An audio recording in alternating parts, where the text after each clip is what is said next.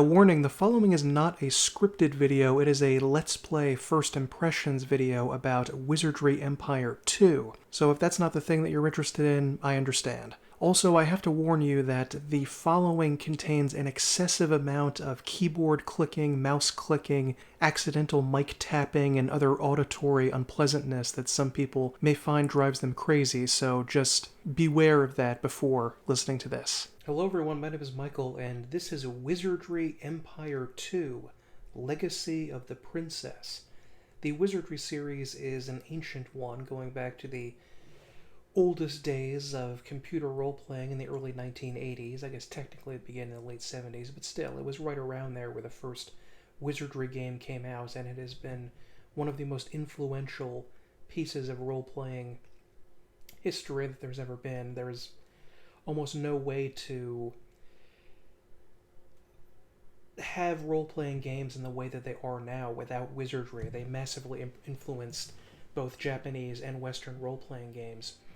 And this is one of the set of Wizardry games that came out only in Japan, whereas the Wizardry series began to sort of peter out in the West in the 1990s. It remained popular in Japan for a very long time, and at least a portion of the rights to the Wizardry series, I don't know about every single one of the original games, but certainly the first 5, I think, are owned by a Japanese company. And so the number of Japanese Wizardry games that exists is much higher than we know about in the West, than the 8 traditional ones that we got between 1981, I think, and 2002, Wizardry 1 through 8. And some of these Wizardry games have been translated, but most of them have not. There is one on the PS2 that was translated, Tales of the Forsaken Land, and one on the PS3, which was oddly enough inferior, in my opinion, to the one on the PS2. That was also translated. And then the PS3 one was later released on PC, although the PS2 one oddly was not. Wizardry Empire 2 is a game I know very, very little about, but it has received an essentially complete, as far as I know, fan translation that was done by a team of very, very dedicated Wizardry fans.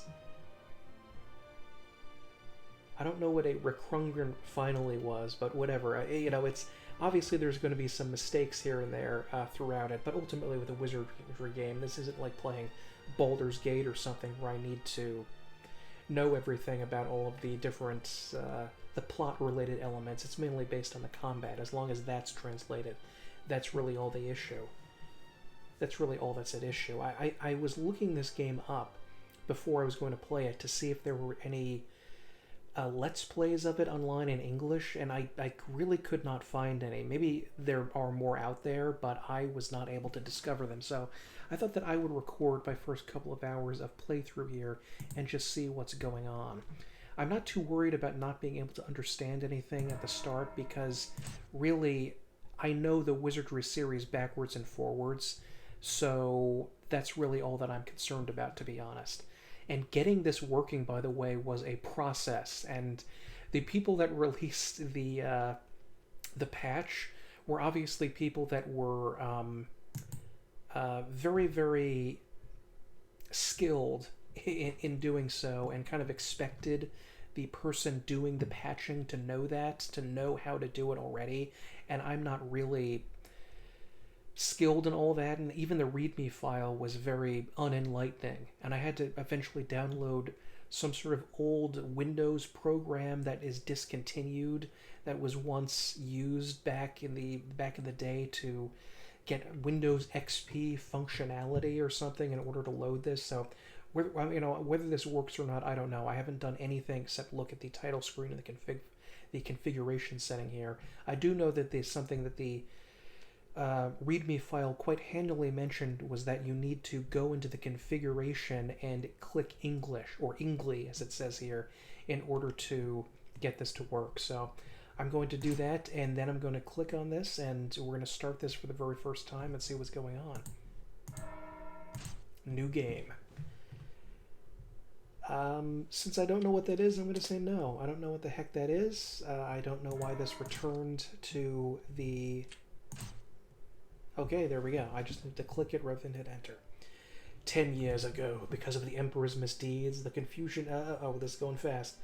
The death of Princess Leia, a new symbol of hope rose among the people. A new name became famous. Ooh, a giant red moon. Oh, good lord. Okay, the town's name. Really, the town? God, I don't remember the town ever being named. I mean, I know that the name of the town, you know, like Gilgamesh's Tavern and everything, but was the player ever able to name the town? I don't know what to call it. And I don't know how to click on things here. This is very peculiar.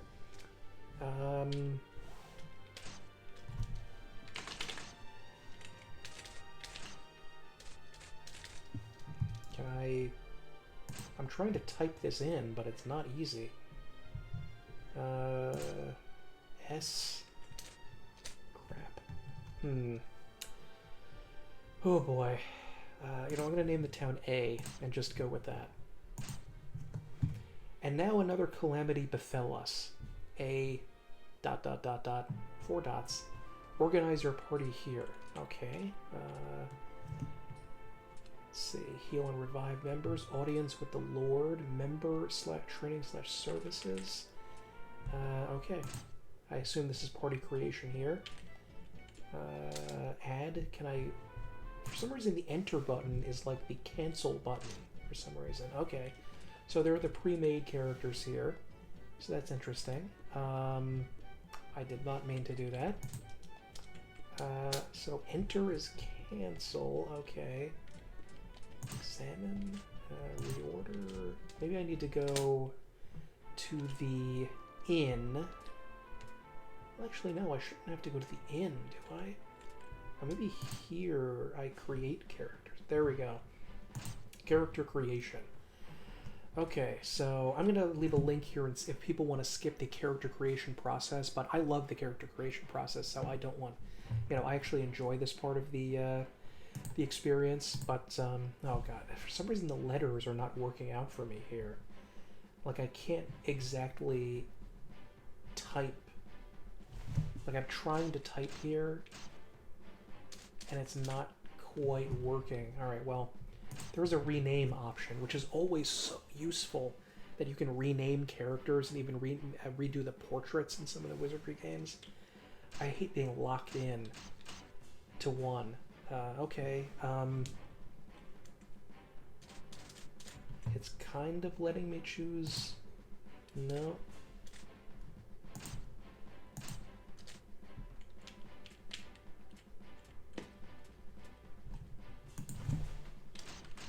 Okay, there we go. We'll just choose that. I don't know why that was on there. Okay. Yes. What are you called? N. Okay, that's okay. Ah, nice. They have a ton of cool stuff on here.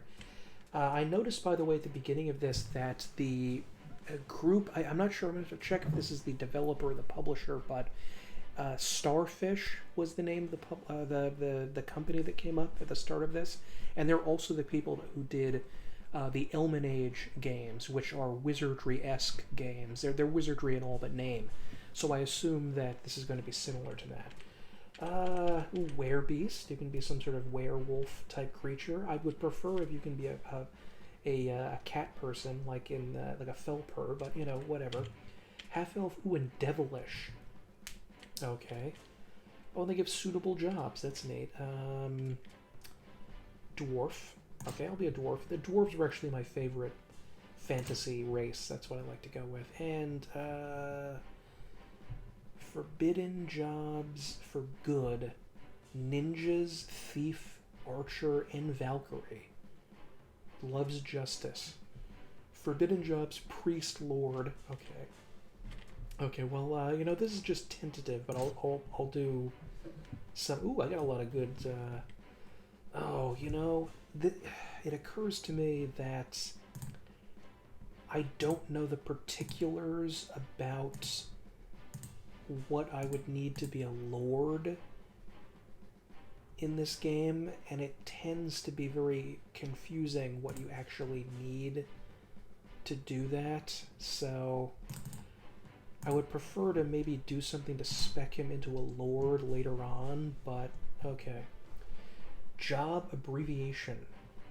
Soldier, soul wisdom, limit, none. Yes. Is the creation satisfactory? Well, you know, the best that you can get, I suppose.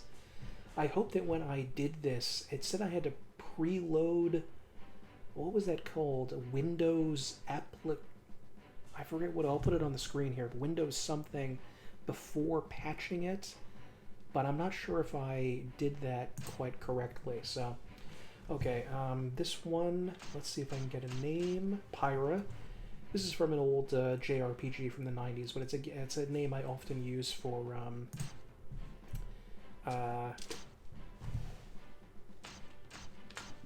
female sorcerer characters. And this is going to be a sorcerer here. And I think I will make her maybe an elf. Yes, suitable spell jobs. That made it sound kind of naughty, saying that she likes spell jobs. Oh, they're using the old thing where ninjas can only... Was that a thing that ninjas could only be male in the first Wizardry games? The Japanese, for some reason or another, are obsessed with the first 3 Wizardry games, and the steps that they made to change things in favor of the Wizardry 6 and 7 era is tentative at best. Some of them did, like I know Wizardry Gaiden 4 did, which I played recently. I'll make her neutral.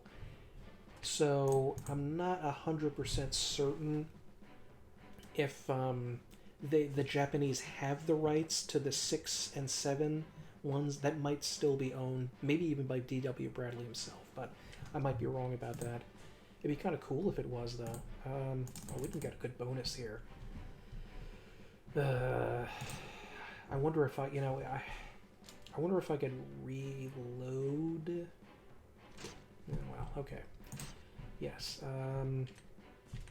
Change claw. What is change claw? Okay. So let us create a priest, and I wonder why this is in the middle here. That's peculiar.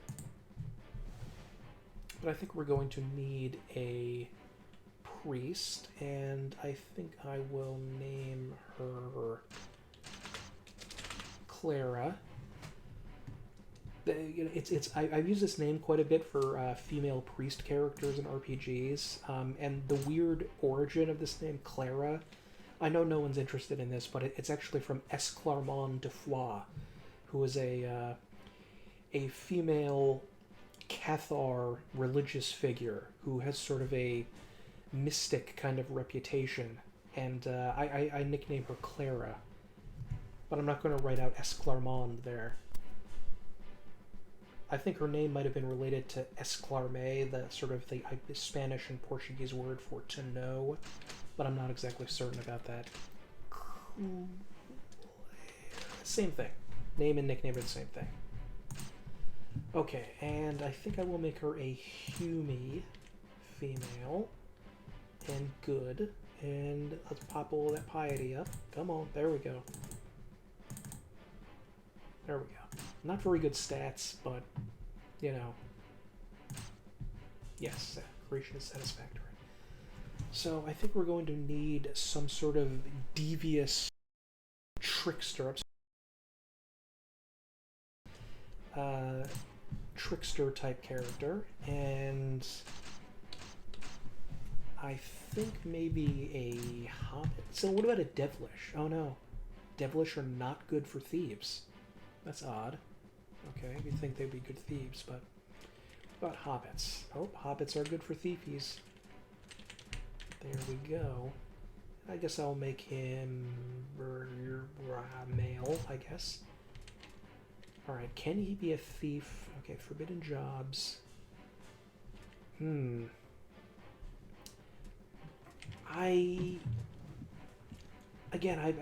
I'm going to do this with absolutely nothing, I have to rely on my knowledge of the other Wizardry games to know what the heck's going on here, but I would assume that, like the other Wizardry games, the original Wizardry games, I mean, good and evil characters cannot be in the same group at the same time. So you either have to have all good and neutral or all evil and neutral. So, I mean, as a thief, at the very best, I can make him neutral, I guess. I'm already good at being a thief here, I guess. Strong, agility,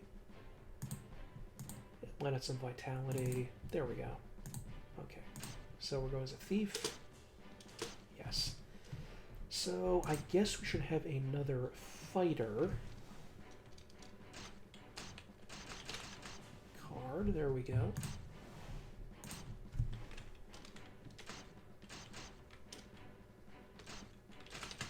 Just should choose the same. The nickname thing always bothered me. Who cares? Just call me his real name. And I'm going to try a devilish. I mean, I know that Alucard is not a devil, he's a vampire, but it's sort of the same thing. Priest, Lord, Thief. Oh, there are Valkyries.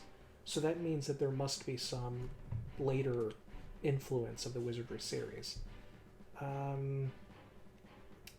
Forbidden job. Yeah, you know what? I'll make him good. Why not? Why flippin' not? Okay, mage. Whoa, now that's a bonus. That is a bonus on top of a bonus.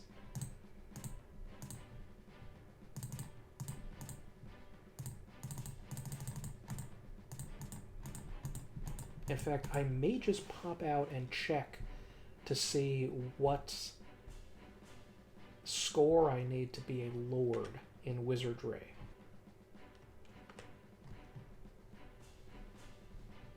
No, I don't think I can get it. Well, that's okay. Whatever. I'll maybe spec into that later on.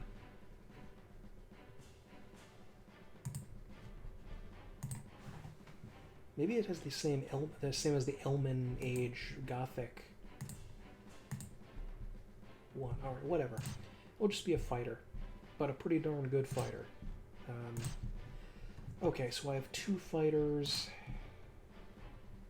Let's see. 1, 2, 3, 4, 5. Who should my next? I guess you should have another mage, because that's pretty important to have them here. I think I will name this mage. Not a great name, but whatever.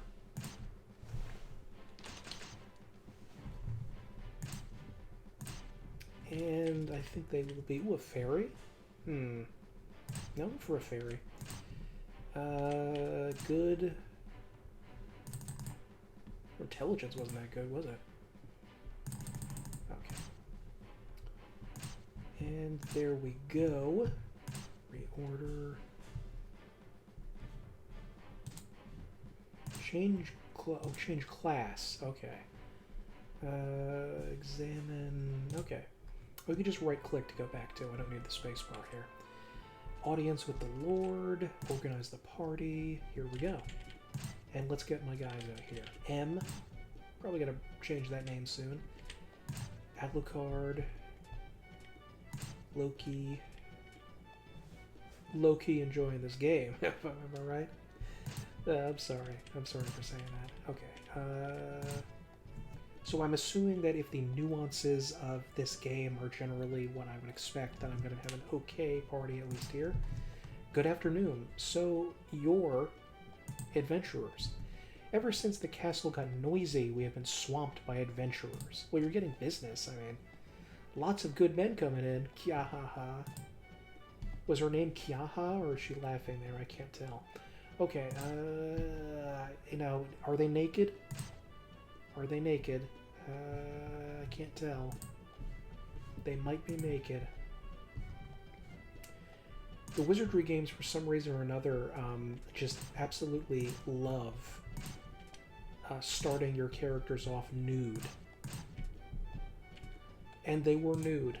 Perfect. Short sword, leather... oh no, wait, oh no. No.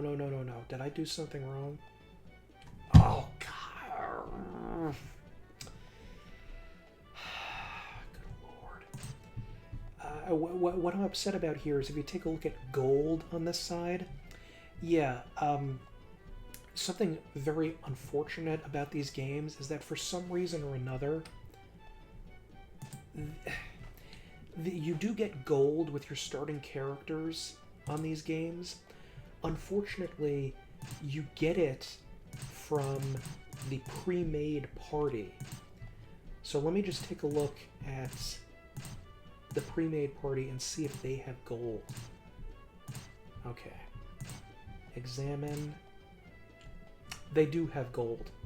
Okay, so I'm collecting all of the gold here. Give item to another character. No. I can understand that you don't, with the character creation system, and you can create an infinite number of characters, you don't want to screw it up by getting tons of gold. Excuse me. By, like, getting an infinite amount of gold. Although I vaguely remember there may have been a game where you could do that. Not a Wizardry game, but some other game.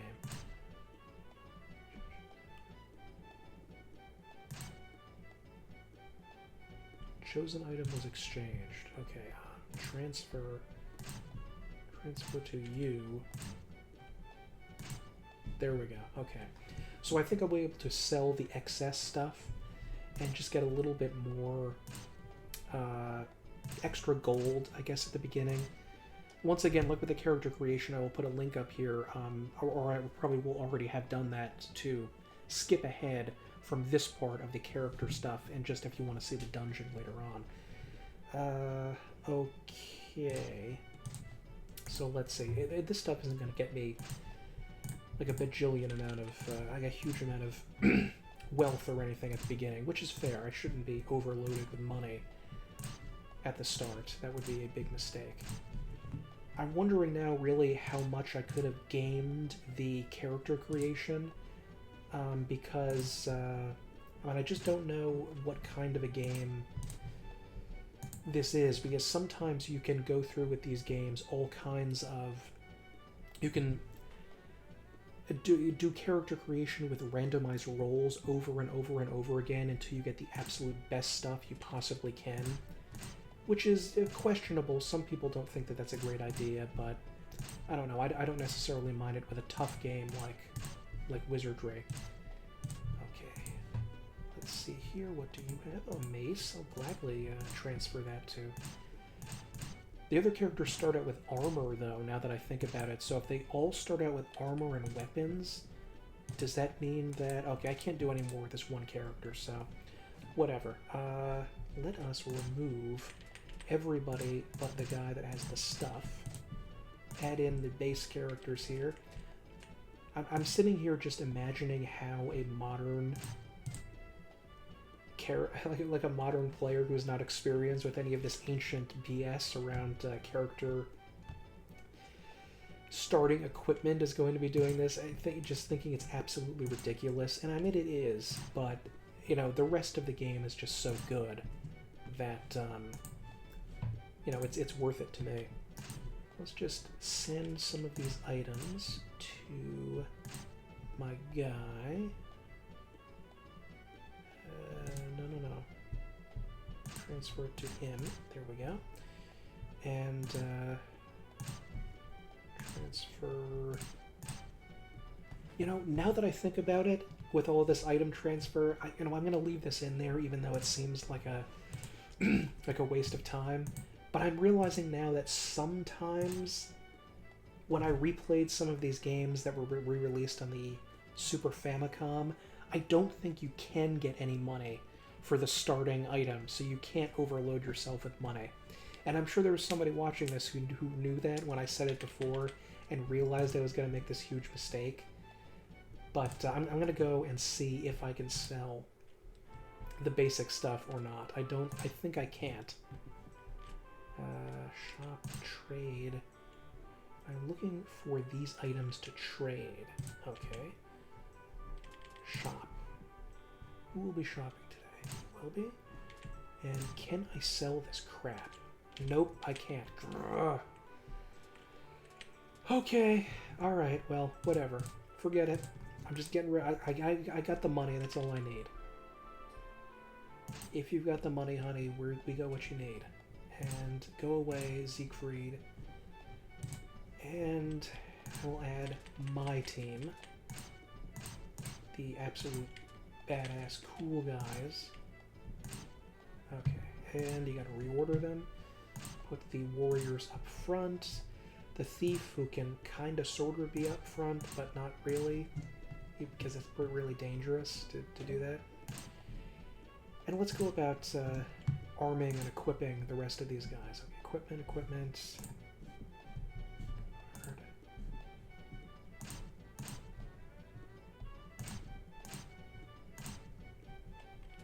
You know, I wonder if I equip...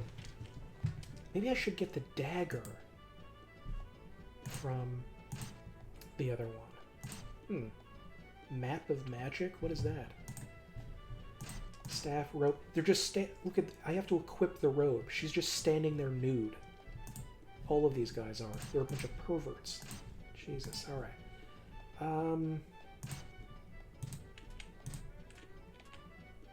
Transfer the short sword to him.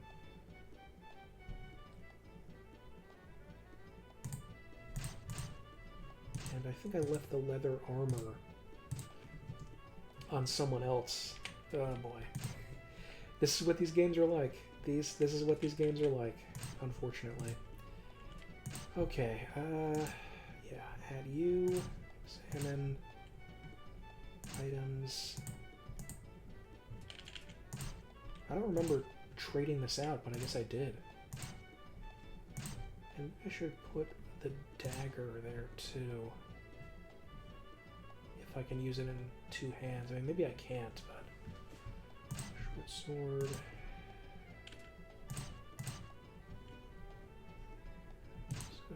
transfer... Dagger... Armor, short sword, okay, alright. So, hopefully that will be enough. Card... Items... Equip...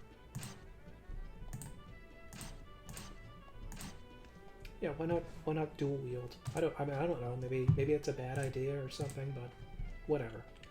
We'll see what goes on in the dungeon. You go away. I'll add my priest. Okay. So let us check out Boltax Trading Post or whatever.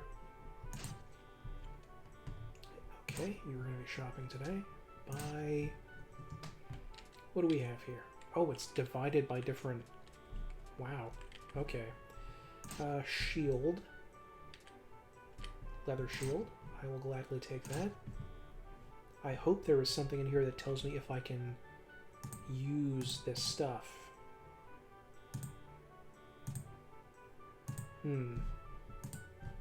I noticed this is not... I'm going to buy a leather shield.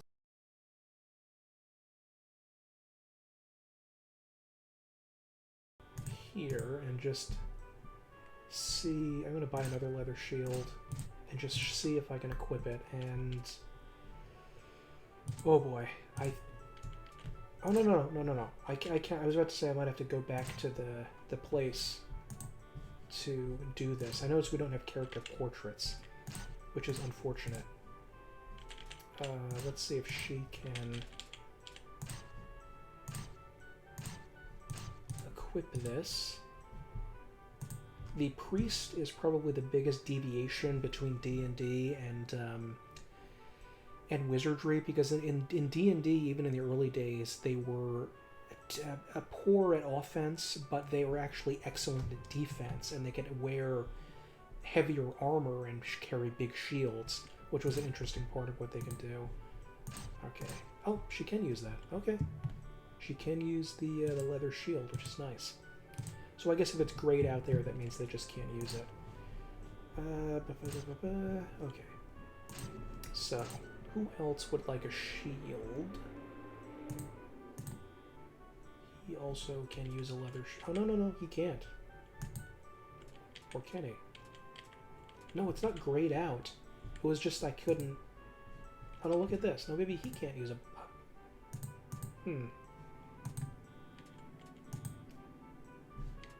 Really not clear about what's going on here. I should just buy a weapon or something. Gloves, hands, footwear, armor, clothes of dodging, chainmail. I don't have much money. I've got like 400 or something left. Ooh, but we can buy these. Yeah, I will buy some buskins. I think buskins are some kind of... I remember looking this up because it sounds like it's such an odd word to me, but it's like some kind of sandal or something. I know that the emperor used to wear buskins, like the Roman emperor, so...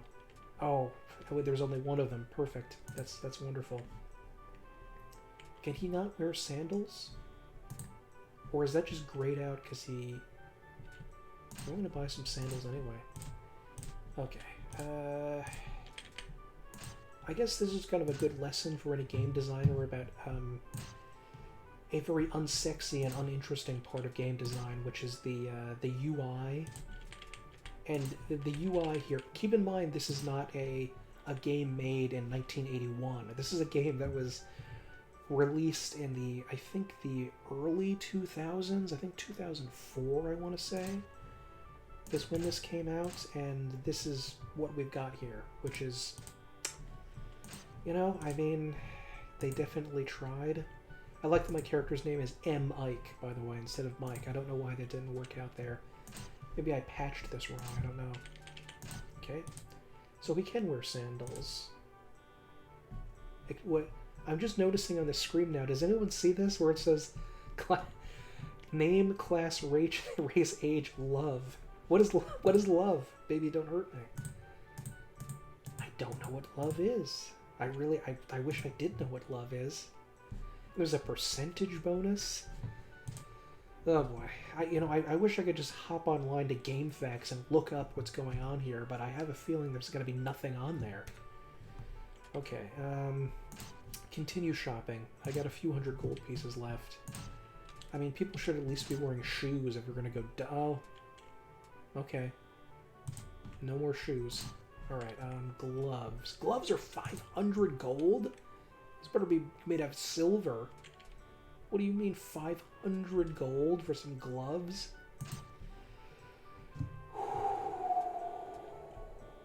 Okay. So, cloth hat.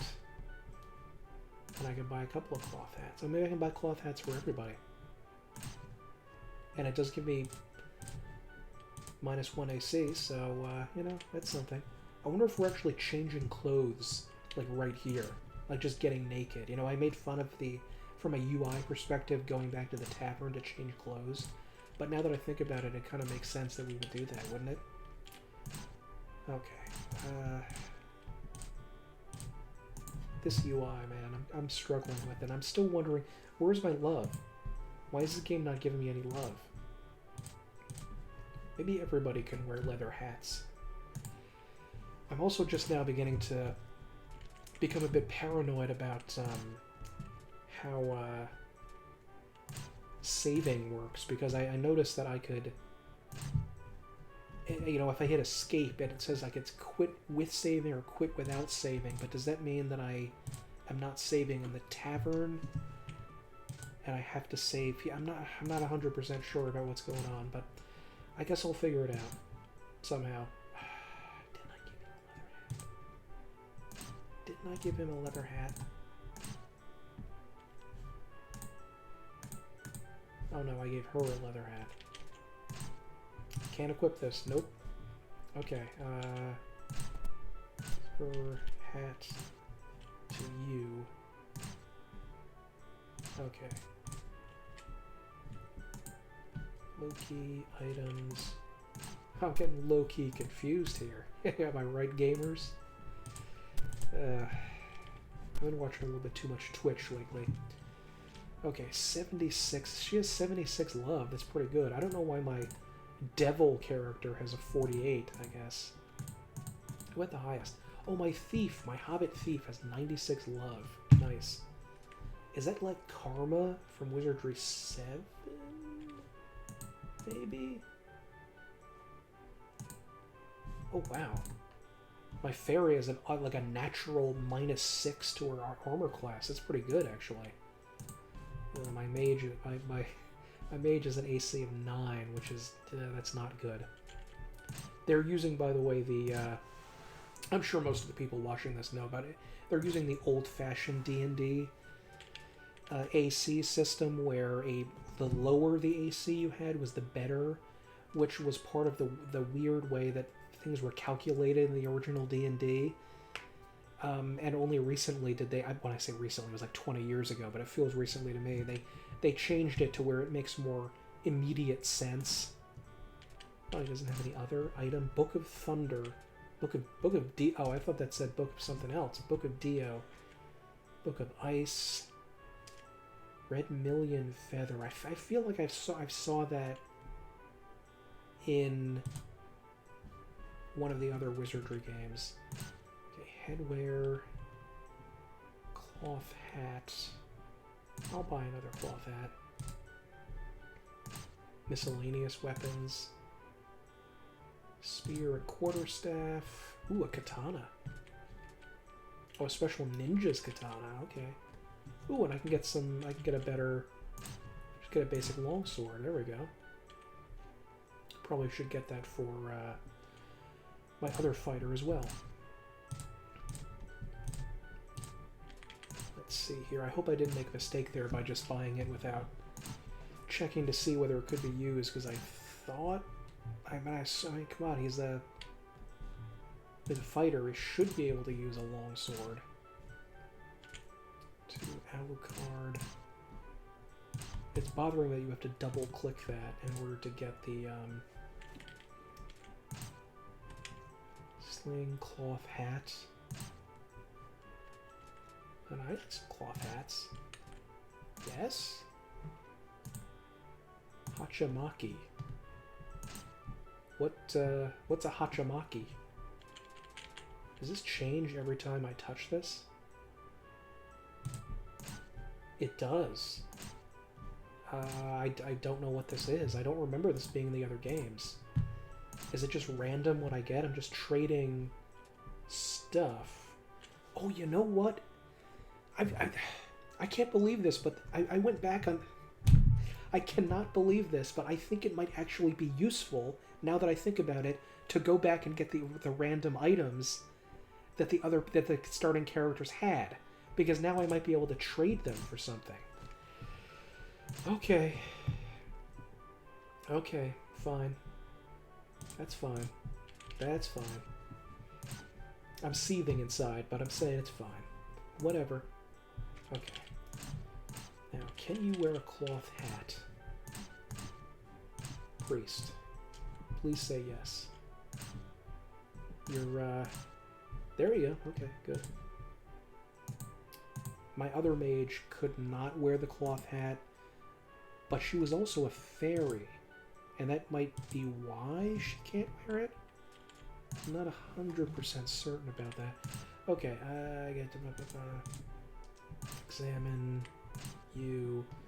I noticed that the Red Million Feather was in the list of trading doodles there, so I'm wondering if you can like get some super special awesome item. But I don't remember this trick. Tell me if you know if any of these games have this trading system in them, because I don't remember it. I mean, maybe it was in one of the others, but I just don't recall.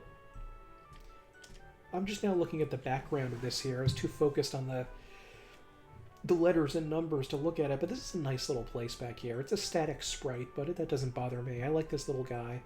It feels like even back in the early 90s they would have had him make little movements or something like that, but whatever, it's not a big deal. This little muscle cuirass back here, that's kind of nice. Rapidly running out of money. Stone of Sling? Does that mean it's for a sling, or is it a sling itself? Because the Wizardry games don't usually have Ashigaru armor. Some Japanese stuff in here because it's a very Japanese game. But oh, where was my train of thought? It's gone. Train of thought is gone. Because the Japanese, that's it. The Wizardry games didn't usually focus on ammunition until 6. So, okay, whatever. All right, I think it's time to back out of here and go to member/training services, heal and revive members, the inn. I don't think it means very much. Did you see the line of adventurers lined up at the castle? They are making search parties to find the princess and get their hands on the reward. If you do not hurry up, someone else might claim the large bounty. Oh, okay, thanks. Thank you for that. I actually like this city back here. Sometimes I can be really bothered by a crummy-looking background city to be in here, but I like this one with the eerie crimson moon and the street lights, and I love that it's at night. That immediately makes things cooler to me, if something is at nighttime. Oh, you have the creepy priest guy. Good. Take? I think it's if we've left a person here. Which member will you examine? I don't know. I'm not examining anybody. Speak. Might you be the ones who are seeking Princess Gunilda for the throne? Maybe where we're looking, we can find her a better name. May God have mercy upon you. I will pray for all of you. You have my most sincere condolences. Okay, thanks. Sure, I don't think we can meet him. Welcome to Castle Murdal. Speak. Welcome, adventurers. Do put yourselves at ease. I don't trust either of these guys. Look at their faces. I am His Excellency the Duke Murphy, the representative of the Lord. A smart young fellow to my side is the gentle Murphy Jr. He is also my son. What an odd way to phrase that. Nice to meet you. I do believe you know about the news, but the Princess Gunilda has vanished with crucial documents. Tell how to free the Archduke Rommel. Also left about the same time as well. We believe he intends to set free the evil and need the documents and the princess in order to do so. Go explore the outskirts outside the castle and bring the head of Rommel. If you also find the princess, you will be rewarded beyond your wildest expectations. Go now. Okay. Record? Oh, okay. And keep in mind that you are worthless common people. Maybe this just collects how many monsters I've killed and what type. History. Oh, here it is. This is it. Okay. Alright. Well, since we've done nothing, there's nothing there. Now, should I save before leaving? Or does that not... Oh, no, it did it. It freaking did it. I don't know why this happened, but this happened in all these other Wizardry games. If you go into the training center, all of your party members are automatically sent back to the tavern, and you have to re-equip them. I know there are some people that are hearing this and think it's the craziest thing they've ever heard, but this was just a part of it for some stupid reason. And I don't know why the Japanese are just so obsessed with this tradition. Okay, fighter, thief, okay, there we go. The three bottom characters, Lynn, Claire, and Pyra, are in the back row, so theoretically are not going to be as threatened by physical damage as everybody else is. Okay, exit with saving, exit without saving. Exit with saving.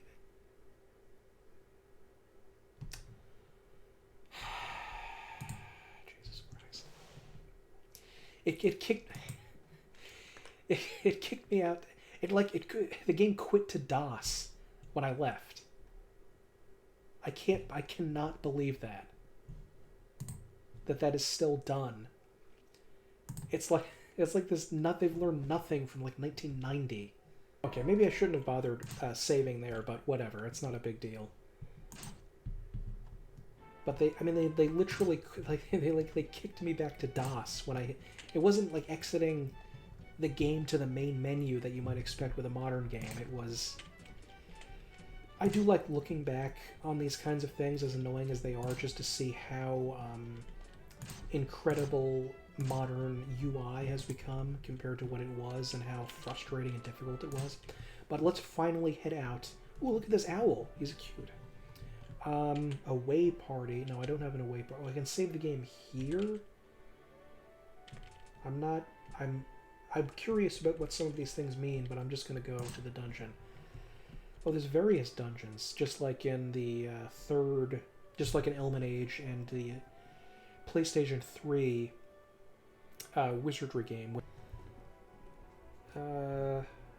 No, I don't need to do that. Do I need to cast a light spell now that I'm looking at this? Magic. Oh god. Oh god. Really? They're using Dumapic and Catino. I think Dumapic shows you a map of the floor you're on, and I hope... I don't remember, is Catino a sleep spell? Yeah. So I don't think I actually have a light spell right now. 4 more? I don't even remember. I don't even know what that is. I don't recall that one. Halito, I think, is fire. Should I go in without a torch? This looks incredibly similar to Wizardry 5's entrance. Do I... view map. What? What? No! Are you kidding me? I thought there was an auto map on this. M? Nope. M just gets me to the spell. The button that would take me to look at the map... Oh dear. What is this? See a man in a white tuxedo. Ho ho ho. Quite a pleasant day, isn't it, fellows? Oh, okay. I'm Faust, happy gentleman. Well, we can't trust you. Did you come here to do some hiking? No.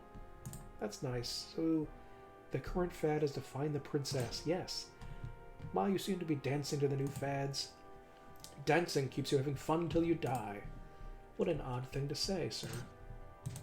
We're gonna go then. Bye. What is this?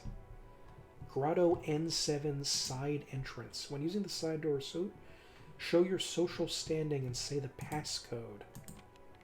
Okay. Maybe we learn that and that unlocks a shortcut. Oh, is there a faster way to search? I just hit the SK and that took away something here. Okay. Crawling thing. You know, I must need a light spell in order to see things better. Fight. Breath? Oh, he has a breath weapon. Fight. Magic. No, just guard. I don't know why it says guard and protect instead of guard. I mean, I guess it's not a big issue, but... Protect and Halito. Commence. Really? Not start? Okay. Okay, slicing with dagger. Oh, 6 damage. Nice. 8 damage, and it's dead. And we still lose the spell. I mean, really, guys? Really? If you notice there, I killed the thing with the first 2 physical attacks, but the spell that I already cast there had to be used anyway. So you have to be very careful about using a spell, because you could easily just... it could be gone.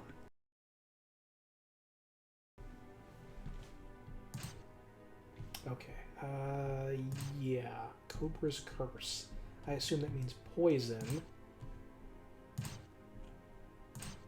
There was no oh, okay.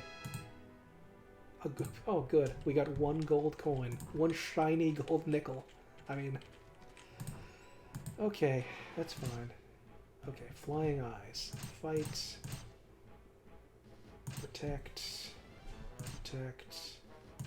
And... oh, it does tell you what it does, at least.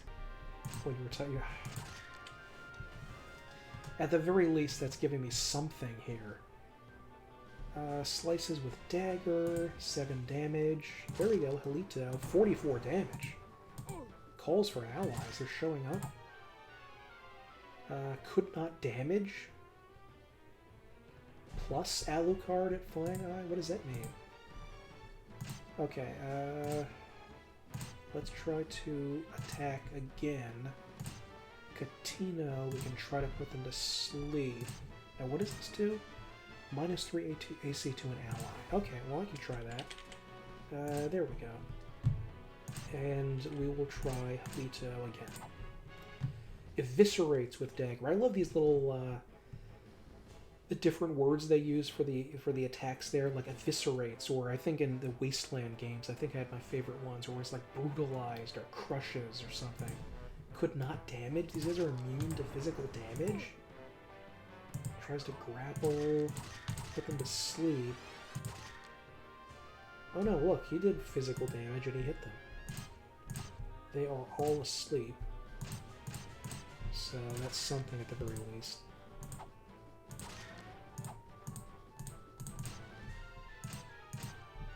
Let's see, should I know? I mean, they're all asleep already. Do I have another Halito? I do have one more Halito. 6 damage. One is killed. Why can't I damage these guys? These one, I mean, are they that? Maybe the armor, when it says no damage, it's not talking about the type of weapon. It must just be the, like I wasn't penetrating the creature's armor successfully. Alright, examine, Fifi Boy, Poison Cloud, Okay. What do you mean a strange thing? What is that? Okay. Oh boy. Well, this may be a party wipe. Good. I couldn't even get back out after 2 fights. Okay, Madman.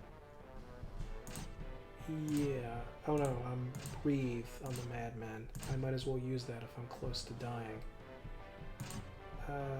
Magic. Use a Catino on the Madman. Don't think, yeah, she doesn't have any spells. No spells. Fairy Staff?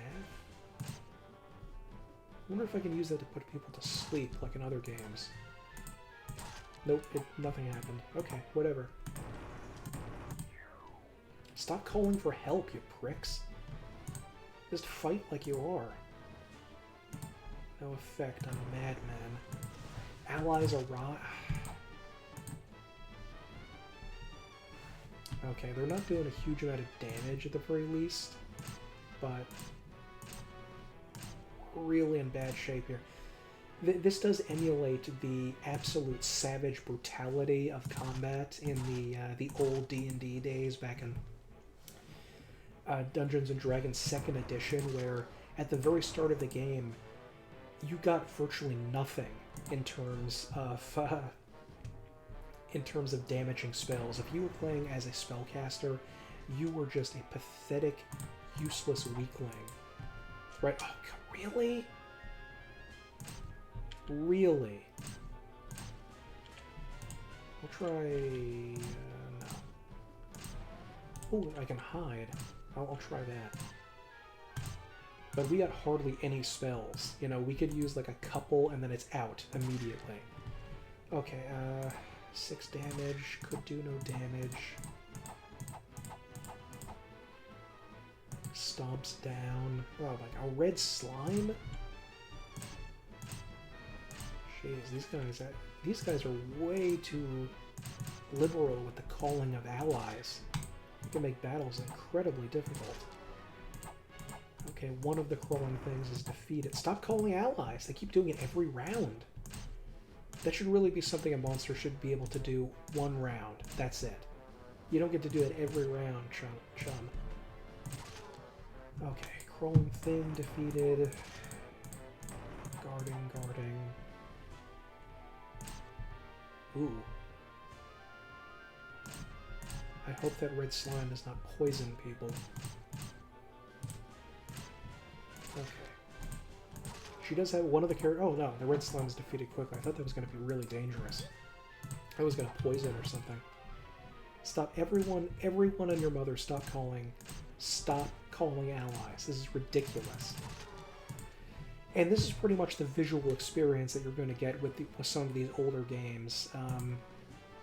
I think that the logic of this, even though it was released in the early 2000s, is that it was appealing to an audience who grew up with literally wireframe graphics, which meant that everything around here there was no textures on the walls or floor. It was just darkness, and that was it. So I didn't even check to look if I hid successfully. I should have checked that. These guys don't seem to be especially good at damaging us, which is nice. Which is another weird feature of old D&D combat, of enemies, of battles that are just bizarre series of every single one, enemy and ally, missing continually. It seems silly, but it's actually really boring, to be honest. I think that this was another lovely change. As much as I love these blobber-type dungeon crawlers, they keep calling for allies. Every single round, all 7 of them have the ability to call an ally? I'm gonna have to run away soon if I keep doing this. Because I can't...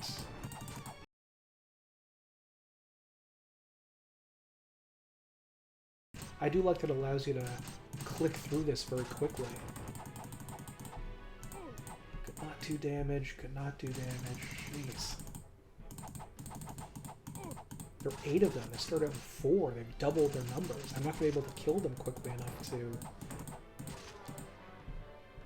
I'm going to try hitting Dispel, because I don't think these are undead, but I'll try it anyway. Okay, guard. Tried to break Curse. Does that mean Dispel undead? Break Curse? So weird, because that's, I assume Dispel is Dispel undead. But, well, whatever. Or whittling them down a little bit, but geez. That again seems like a part of old-fashioned UI. I think there's actually value, if you're interested in game design, which I very much am, to studying old features of video games that have been moved beyond, sort of like looking at older techniques of film or television, so you get a better understanding of why it's important to do things in a certain way. Alright, we finally beat them, even though it took frickin' forever. Okay. I am trying to escape. No! Okay, alright. Alright, let's just try to fight these slimes. But as I was saying, I think it's useful to study antiquated gaming design just to get an better understanding of why games are made in such a way, and why that changed, and how we can learn from that just by studying how things went badly before. Oh boy, one of my guys is confusticated now, and he doesn't know where he is, and even less damage can be done. Okay. I don't think any of my guys have got enough experience to level up, but we'll. Oh, good! I got one gold coin. Good. I like that that's actually a quality of life feature now that I think about it. I'm thinking about old game design, but this like little circle that shows that someone is here. Normally, you'd think that you would have just a person that's there, or something that you can interact with. But for some reason or another, they're just not willing to do that. I assume they have the ability to actually show a character there. Right? Am I wrong about that? It's not like they don't have the graphical ability to do that. They're just doing it as a stylistic choice to not show the character actually there. That's very odd. Okay. So, let us go to the inn and see what... Hopefully we won't have to pay. Okay, good. Rest. Who will rest here? Everybody. Pool gold all in the party. No, that's not it. Okay, lost faith, strength. Oh, I did get a level. Okay. So I have to do it. Really? I have to do it with every single person. I have to back out like this. Okay, he got a level as well. Nice. And I will go here, and also I will rest. Oh, also, it goes by so fast that I have to... You probably wouldn't even notice it if you weren't looking for it, but unfortunately, I have to have some water here. Oh, my throat's going to die, sorry. But unfortunately, I believe that you can lose attributes as well as gain them, which is another... That's actually an old-fashioned idea about leveling up that I actually enjoy, that instead of just making it a mechanized, consumerized process where you are rewarded entirely for everything you do, you actually lose stuff potentially when you level up. You can actually go down in strength or agility or something. Sometimes, depending on what character you have, it doesn't matter. If you have just a pure fighter and he loses intellect, it's, who cares? He was already a dum-dum to begin with.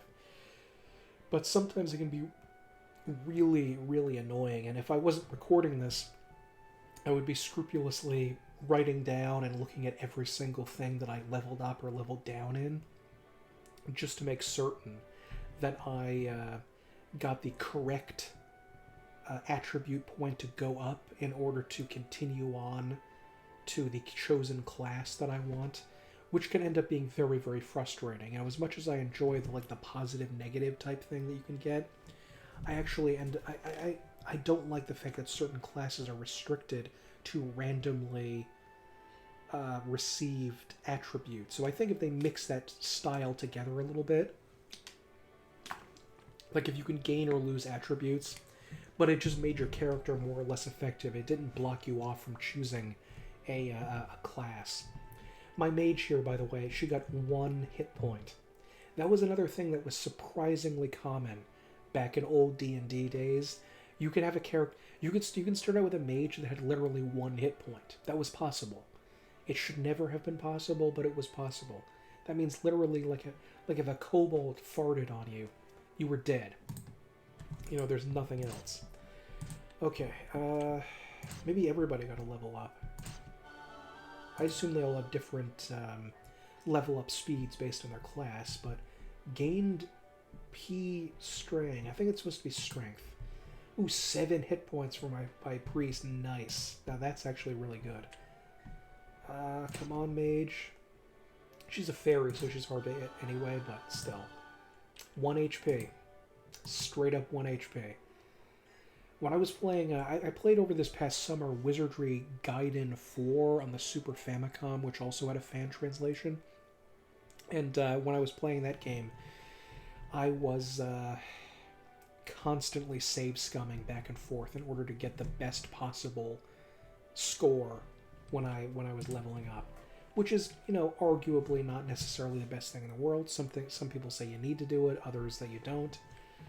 But it doesn't really matter. Okay, do I have a healing spell? Because as you may have noticed, when it said rest to restore HP and MP, it was not once again like a more traditional friendly kind of RPG where everyone automatically got their HP all the way back up. It does restore all of your spells automatically, but your HP, as you notice here, is still very much damaged for everybody who was hit. So that's obviously a big issue here. Okay, priest. Magic. Okay, Dios. Okay, so I do have a healing spell. Good. Okay, so examine Dios.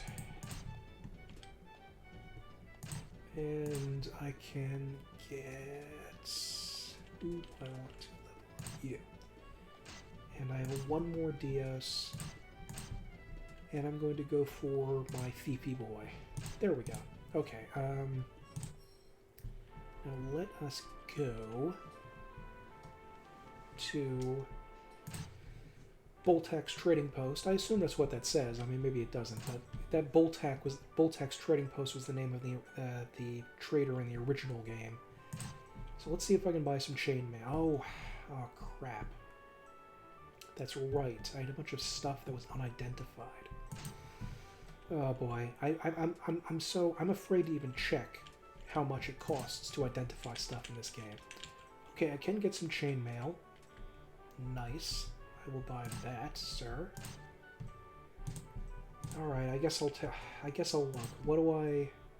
Oh, 50 gold. That's not bad. Oh, 50 gold. Okay. How much 25? This is actually reasonable. This is a reasonable identification price. Okay. Lamp, good.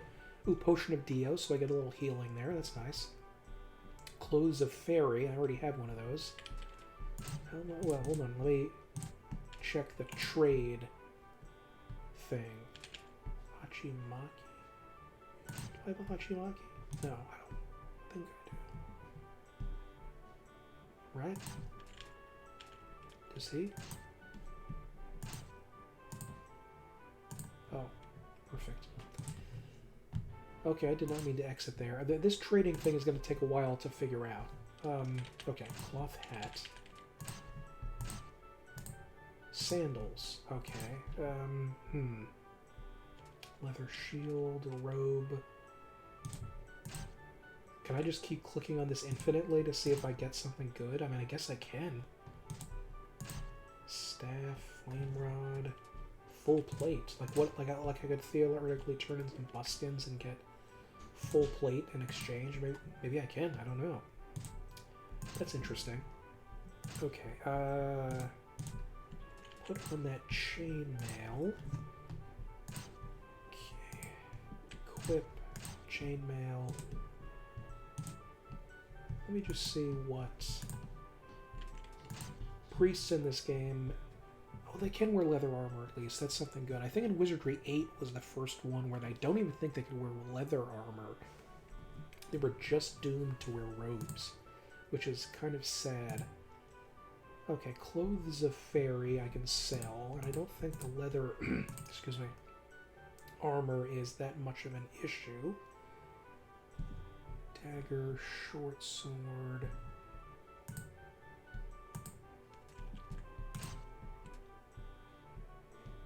Okay. Dagger. Maybe my thiefy boy can wear, can use a...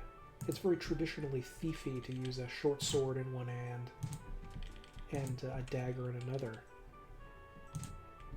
So maybe he can do that. Oh, he can. There we go. That's very thief-like. And there you go, sandals. Did you not have those? Did I unequip those now, or you just never have them equipped? Okay. All right.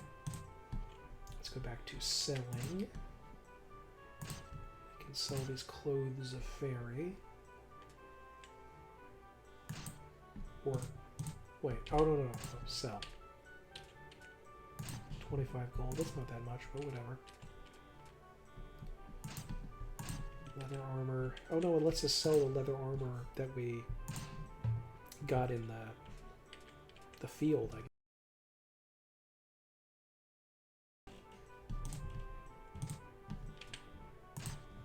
We'll be shopping. Pool gold. Get chainmail. Yes. And we can sell that. We can get the fighters up a little bit here. Getting some better equipment at least, which is very nice. Overall, the game has a very primitive kind of look to it. Definitely wasn't something that... You know, I'm wondering now if the Wizardry Empire series was originally on the Game Boy Advanced and they ported it to the PC. Is that what they did? I was trying to look into this stuff, but it was all people who already knew about it, and it didn't seem willing to share very much information to me. And it wasn't exactly quite clear. I'm going to have to go back and check that. Okay, equip chainmail. Maybe that's why it looks so primitive. Or not. Maybe they just didn't do a very good job here. But maybe the success... I wonder if this game was successful in Japan, and that led eventually to Wizardry... What was the Wizardry PS3 one? God, I played that less than a year ago, and I've forgotten the name of it. It was kind of forgettable. Okay, let's see. Pool gold. Buy shield. Okay, we can get a buckler. We can get these $400 gloves, apparently, I guess if we want to. Okay, arrow and bow. So, is LM means Lord and Mage? Wait, what is L and M? Is it medium? What does that mean? Oh, that's the range, right. Long range. Armor, clothing. I usually just like to double down on armor at the beginning, you know? Just to... It seems like the safest thing to do. Mace. Staff of healing. Okay, maybe I can get a leather helm for my my guys here. Oh, you can only get one. Perfect. Okay, so I guess that the enemies that we were fighting were not that bad, to be honest, but they were still. It still got kind of dangerous there with that group that kept summoning so many extra characters again and again, summoning allies to fight for them. That was getting very dangerous. So, okay, cloth hat. Transfer cloth hat to mage. And I think that said she couldn't wear it. But I'm going to check again, just to be sure.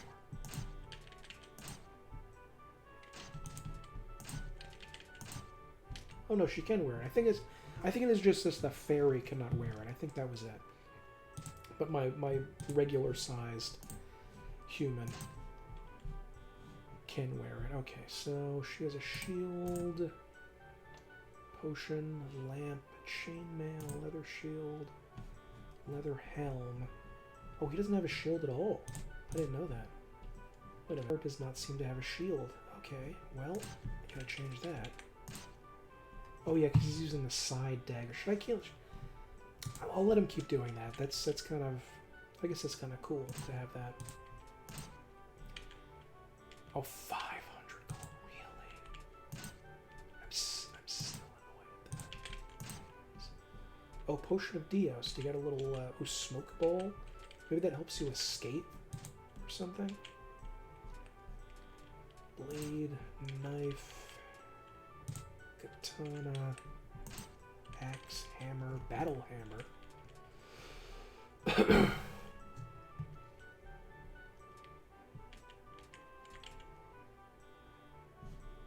I'm going to try to buy the sling and see if I can give it to my...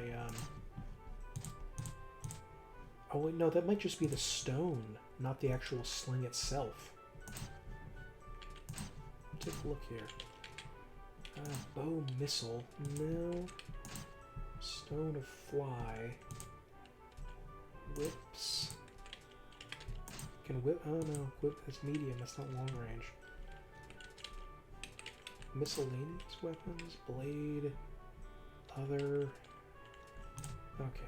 I'm pretty sure that I just bought a sling stone, not a sling, which is sold separately, which is a very frustrating game. Yeah, I don't think we needed to do that, but, you know, I guess that's fine. I guess that's just fine. Okay, transfer that to you.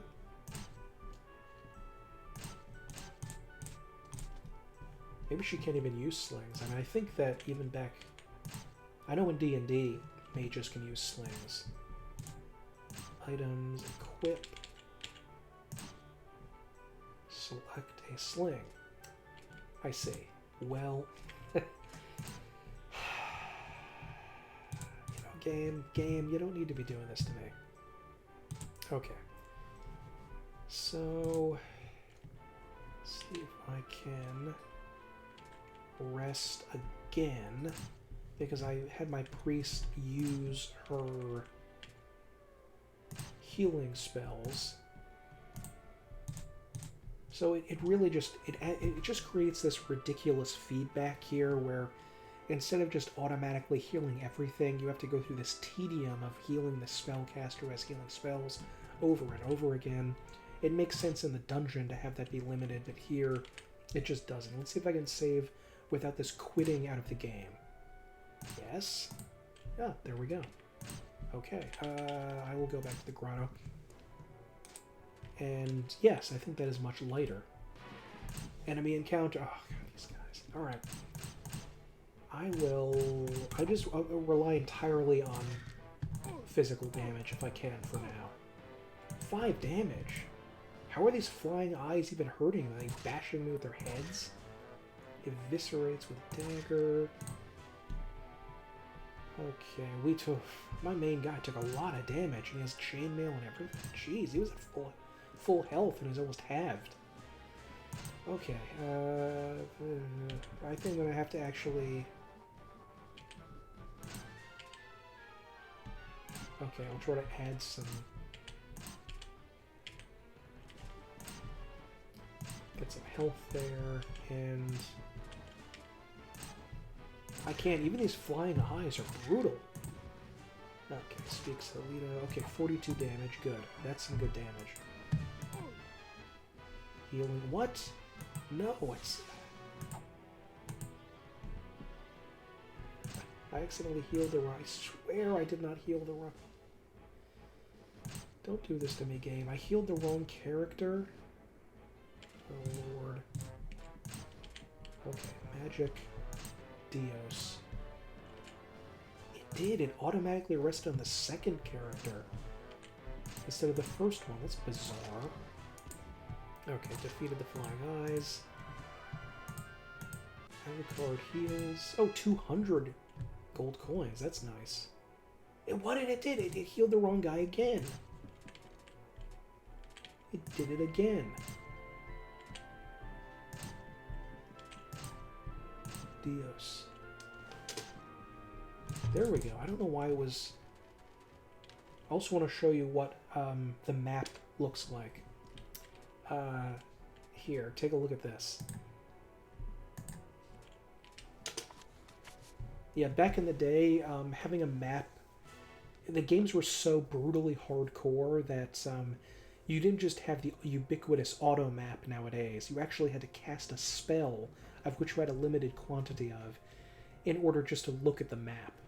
Mercifully, some of the re-releases for the early Wizardry games that were made in Japan on the PlayStation just did away with that and let you have an auto map.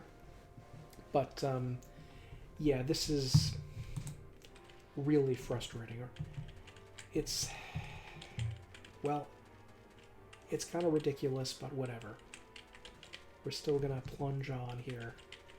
This reminds me a lot of the PS1 re-releases of the early Wizardry games. Those games I don't... Oh, so he can... That's interesting. The characters seem to be able to... What is search? What is search? There it is. There we go. And there's a hidden door there. I don't know what perception score lets them do that. Oh, I mean, if they haven't seen me, I'm just going to leave.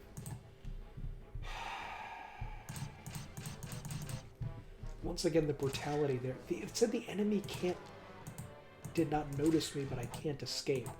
And I dearly hope that is not the reason that I'm thinking the reason might be.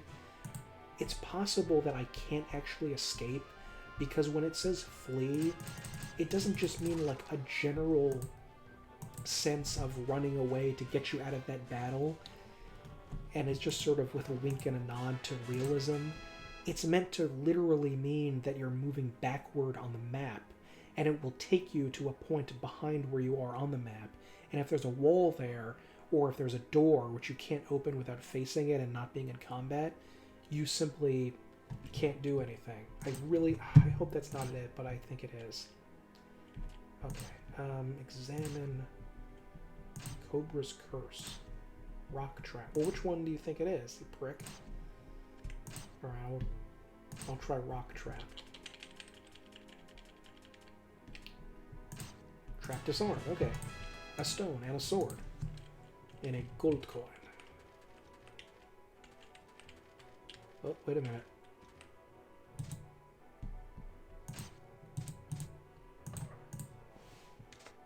search. Okay. They really... That search. Like, look at that. Look at how long it takes. Look at how long it takes to continue to search. Like, if you had to do this over and over and over again, okay. Stone carrier service elevator. It looks like a restructured water well. Okay. Beyond lies the stone carrying belly. Is not allowed anyone using it for personal use to be dealt with. Oh no! Oh god! Oh no! No! No! Oh my lord! Oh, the arrows are forcing me forward. I'm not doing this. It's pushing me. Oh, it took me back to the beginning at least. Well, that's something. I think there was supposed to be some sort of conveyor belt there forcing me forward somehow, which is just lovely. I did not choose a bishop at the beginning of this, which is almost suicidal because you kind of need dark areas too. Come on now. Oh boy. Okay. I hope that remains permanently shown on the map, even after I leave and come back. A lot of the game is just this. It's constantly grinding out an endless amount of experience in order to get your party a little bit stronger. Dios, no, I'll just protect for now. And Halito, there we go. And the game is obviously quite primitive, as you can probably tell by looking at this. But for someone that's fond of the Wizardry series as I am, I can actually play these kinds of games over and over again, often with like a podcast running in the background or something like that. It's just enough to keep me focused on something, but I really need like listening to some music or something while going along with it, because it's actually it can be a little bit challenging to continue mindlessly focusing on this. I wonder, now that I think about it, why did one character get the Halito spell, which is clearly much more useful than anything else at this stage of the game, and my other mage did not? It's hard to... I'm not sure about that. I think I might have a level up ready. Ooh, a service elevator? What do you mean by that? I'm guessing that the service elevator means that... Oh no. Where? Oh no. No, no, no. No, no, no, no, no. Oh no, no, no, no, no, no, no. I'm trapped. I'm trapped. Okay, where am I? I think I'm here? Possibly? Oh boy, this is no good. Alright, maybe I can try to find a way back around here. And then I can go back around this way, possibly? Oh boy, this is no good. Okay,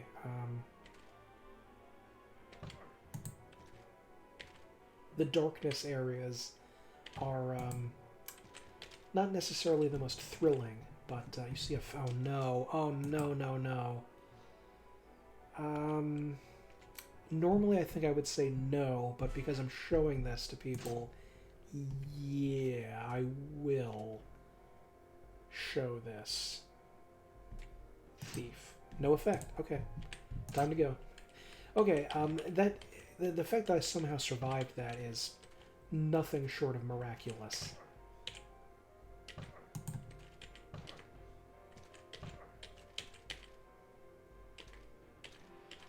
Oh boy, where am I going? Okay, I'm back in... Okay, alright, I must have gone looped around and I'm back in the light again. Okay, thank goodness. Okay, so I was getting kind of worried there, but I think I'm back where I probably need to be. Should I talk to this guy again? Quite a pleasant day, isn't it, Fidos? No. Yeah, he says the same thing. Okay, it's not important. Okay, side entrance. Show your social standing and say the passcode. Okay. More enemies, alright. Commence. So these crawling things don't seem a little bit even that dangerous. The fact that they're completely static is a little bit annoying. I do prefer the 6 and 7 enemies that have like a couple of pixels of movement at least. You know, just to this straightforward thing here, which I think also the PlayStation version did too, of the original games. Which is a little unfortunate, but whatever. I guess it looks okay. I do like the way that the monsters look. I was never a big fan of this darkness part of the some of these games because it just seems a little bit too difficult to spend the entire game in darkness. Oh boy. Acquired a armor. Okay. I did not get a chance to look what that is because I moved too fast, but I mean, some people might like that we're in dark. I mean, I guess it makes sense that it's sort of a gloomy cave that we're supposed to be in, and we're not able to see the monsters perfectly, but whatever. I guess that looks okay. Now let's take a look here. Armor. Okay, it's all unidentified. I find it hard to believe that if it's just chainmail, it's like, how long is it going to take to identify that? I mean, you just look at it. I don't know if it's magic chainmail, but I just need to look at it and I know what it is. Okay, here we go. Alright, okay. Service elevator, restructured water well. Do I want to search here? It seems it can't be used, no signs of moving. It seems like the average user bring objects from the floor below. Yes, throw stone into the well. Thunk. It took the stone some time to hit the ground. It seems too deep to be descended. Okay. Alrighty. Beyond lies the stone carrying conveyor. Which way was I facing before? And if you run out of map things, you know, you're SOL. There's just nothing to do. Okay. Alright, I'll go into the darkness. Ouch.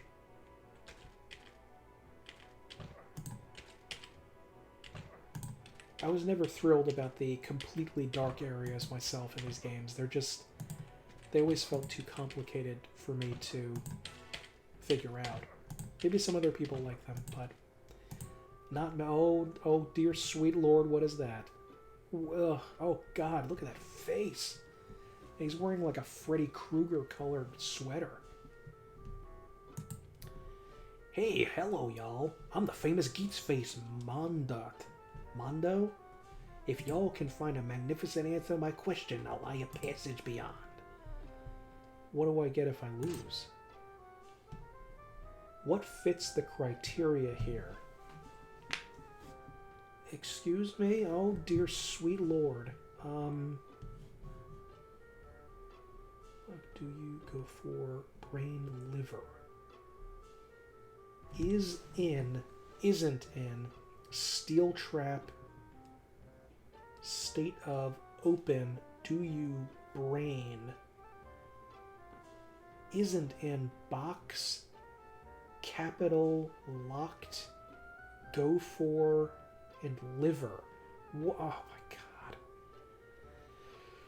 I remember Wizardry 5 had some really obnoxious puzzles in it too, and good lord, what does this even mean? I don't know what they're even talking about. Answer and...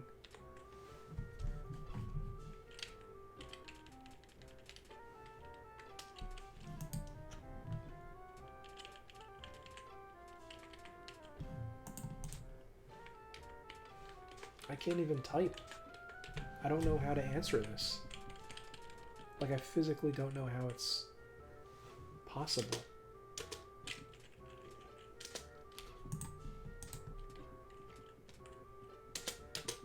Maybe I did not patch this correctly, and I'll have to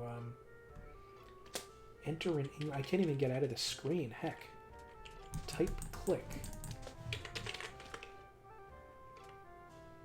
There we go. That's something. Okay, so I can type, I guess. Okay, what fits the criteria here? Is in, isn't in. Steel trap, box. State of, capital. Open, locked.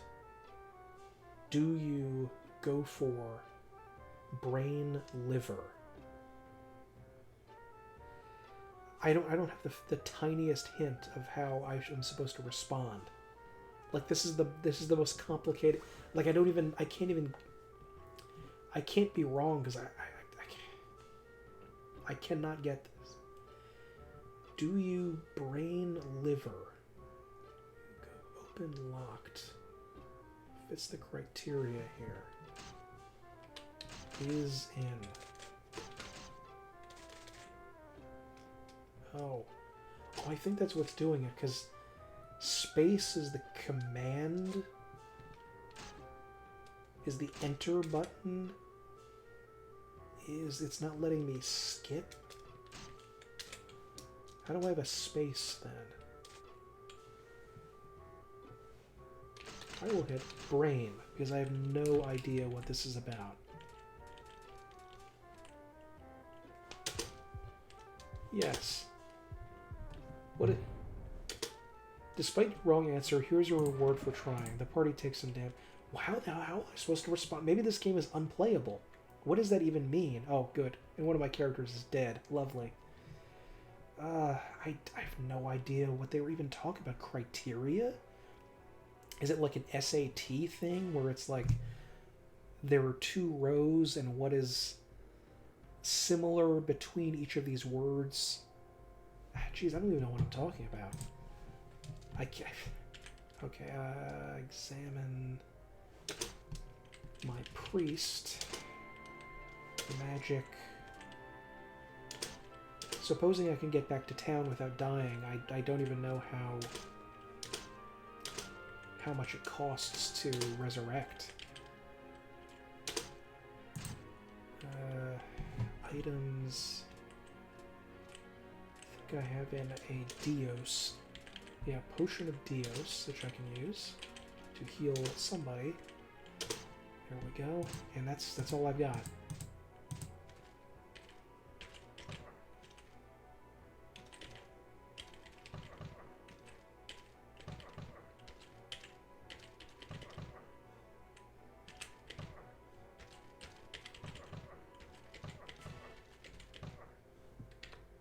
Let's see if I can get the map going.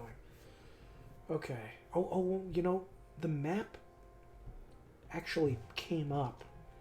The map image came up before, so I guess it's possible that you just have to cast the map thing once and then you can look at the map again. So that's interesting. I don't think I can get back because that's a one-way. Oh.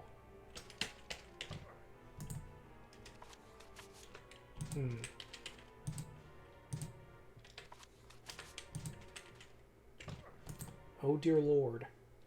I think without figuring what that is, I can't continue.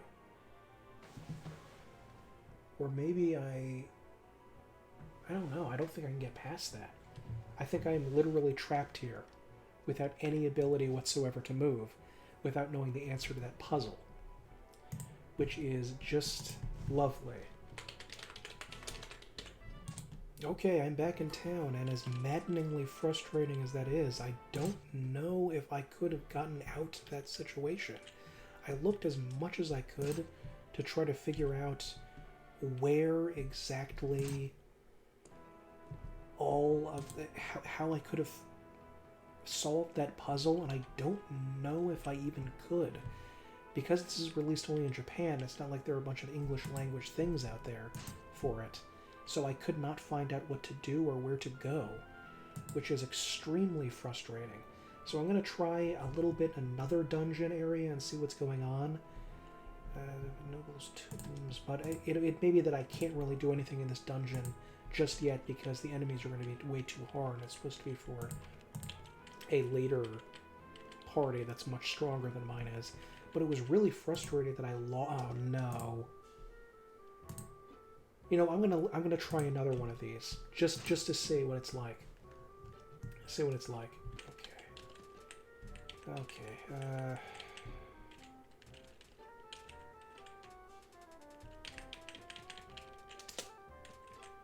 Come on. What? I can't even move the... Okay, let's see if I can do this again. But maybe I could have exited even without trying then. Oh no, maybe I could have done that, but...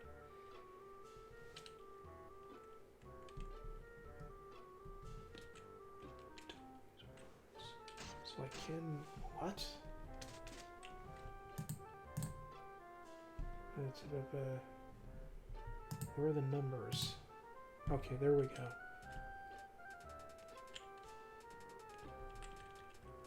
Enter a number only, don't use words. How many 5s are in 1 to 100? Think of how they line up. Think of how they line up.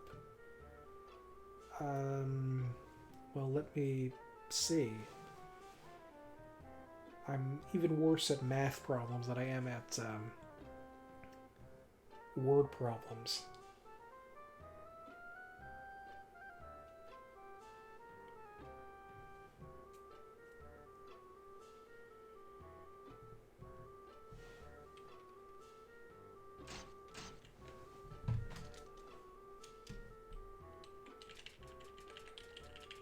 $10, maybe?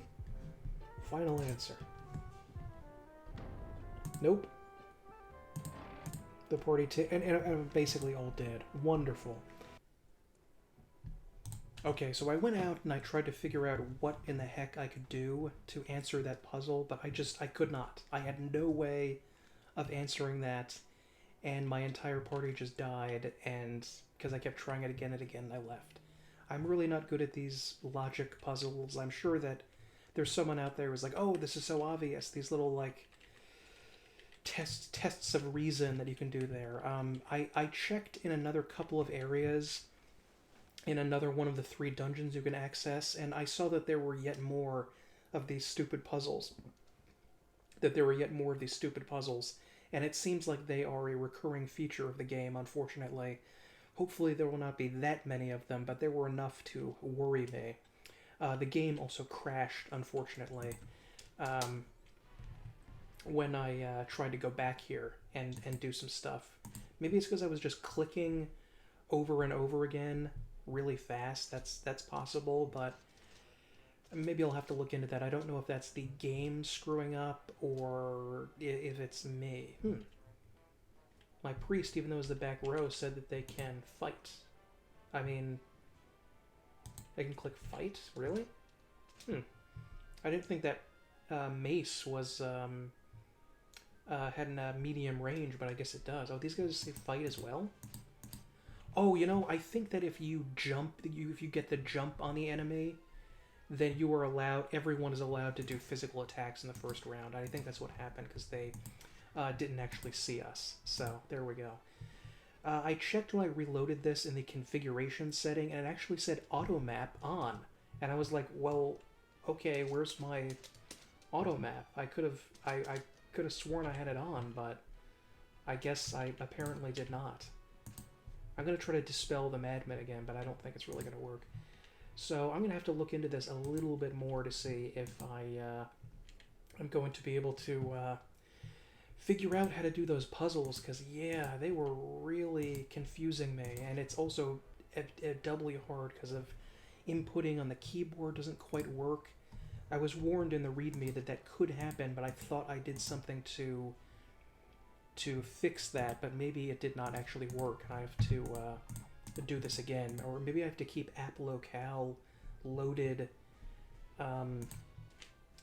throughout the entire, every time I play the game. If that's possible? I mean, I hope that's not it, but if it is, I'll just have to see what's going to happen. So I think I'm going to try to go back to this area that I was, where the door, not where the door was, but turn just before I go to where the door is. I really think that's a pretty cruel trick that the door closes behind you when you go to that area, especially in the first level. That's pretty cruel. I mean, I know this is a wizardry game and all, but, you know, I just think that for the first level that you shouldn't be putting in you shouldn't have this horrendous trap that enemies can just get demolished trying to fight. Still wondering why my fairy knows Halito and my other mage does not. It also occurred to me while I was trying to do that puzzle that I really should have gone for a priest, a mage, and a bishop, not a priest and two mages. I kind of was hoping that I could spec one of these mages into being a bishop, but I don't know how long that would take. I assume the bishop is in this game. Bishops can use two separate types of... they can use both divine and arcane magic, but they just have a level up penalty where they level up much slower than they usually would. So they are... It takes a while for them to get... Oh no, they got allies. Come on, stop calling allies, man. Stop extending the fricking fight by a bajillion years. But anyway, it takes a really, really long time to beat these guys with this constant calling allies thing. That's really annoying. But anyway, I think that I'm going to try to continue exploring this level for a while, because I tried to when I came back here, where I unfortunately got a game crash, which meant more loss of stuff and items and everything, but whatever. That's, you know, I don't know if that's just the game or if it is the way that I made it, or they made it the way that I patched it. I mean, I don't really know what's going on there, but whatever. I'll find out. This is just the penalty that you have to pay when playing these very old games. More slimes down here. Nice. These slimes seem to be pretty easy, except when they call a bajillion friends. Like, I don't know how they call. How do these slime have so many friends? What do these friends do? What do these ally slimes do? What do they eat when they can't get adventurers? Okay, so this is going to be a conveyor belt floor, and I think I want to go this way. I'm going to check. Yeah, so I think I'm going to try to go this way is to the fountain that now is not on the map because we had to cancel that. To the left is to the door that we do not want to go to, and straight ahead will be two places where we can go back to the entrance. But you know, maybe we can't do anything, because if we go here, then there, then we'll have to go here, I think. Well, I'll see what happens. And, okay, so that is back to the entrance, I believe. Yeah. And this might just be leading me in a big circle.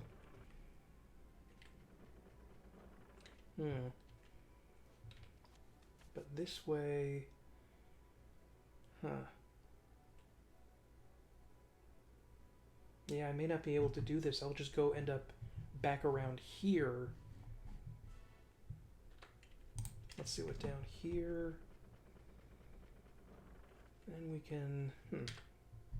Oh boy. Okay, so... I can go down here, and then maybe I can see if I can make a left to over here. Nope, that was not where I wanted to go. Of course not.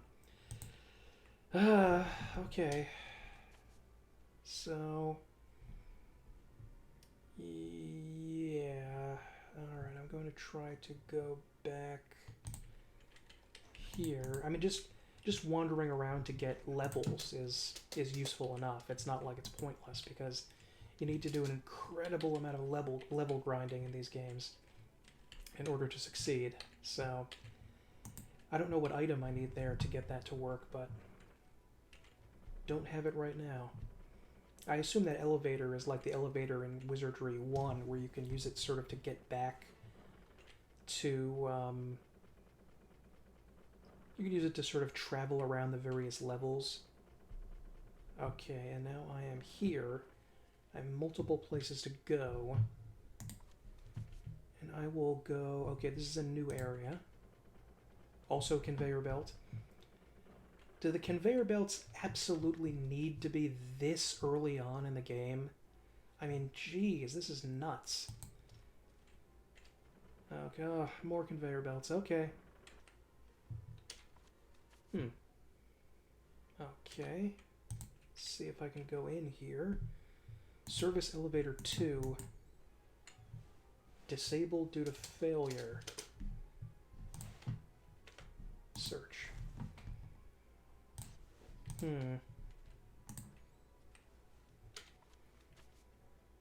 Well, these are normal areas again, finally.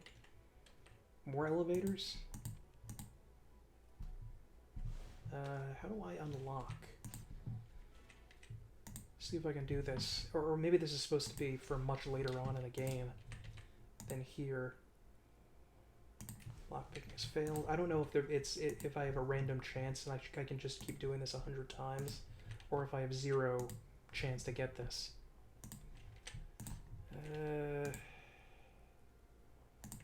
Probably don't have any chance to get that. Solitary. Common detainment period is 3 days. Main offenders, bad prisoners will be scorpion food. I assume that means there are giant scorpions in here, which I am not... Oh. Oh no, I can get in here. Okay. Probably would go back to town and save before doing this, but...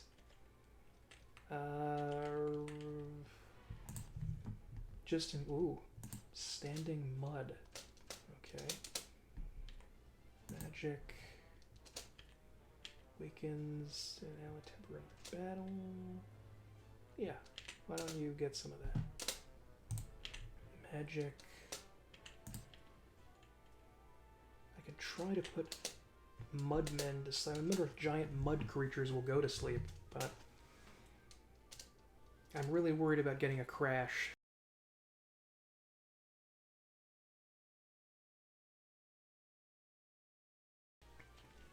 Speaks Catino to cast. Did the people that translate this, were they native English speakers? Or were they Japanese people translating it into English? No effect on the mud. Yeah, these guys didn't look like they were sleepy boys.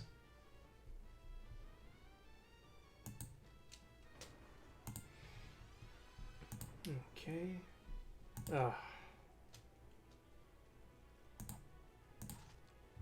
Tackling. I mean, I can kind of damage them, but it's going to take a long time, and there's a lot of these guys. Let's see here.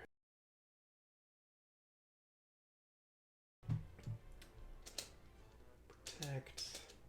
Just not very much for me to do in the background here. In the back row, I mean here. In the later games, they tried to make it a little bit easier for the people in the back row to contribute, especially by Wizardry 8, where they really perfected it by giving them... I don't want to say perfected it, but they did it a lot better, where you, if they wanted to, they could throw explosive items or use slings or something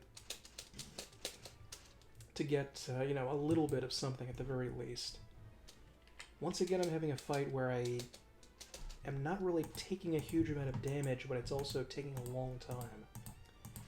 Something that is very frightening about the early Wizardry games that this one emulates is the fact that you can't save as you play. You can sort of have an exit save, as I think it would be called, where you quit and save now, and then when you restart the game, you go to play an out party, I think it says. And that can be useful, but you can't save scum your way through it.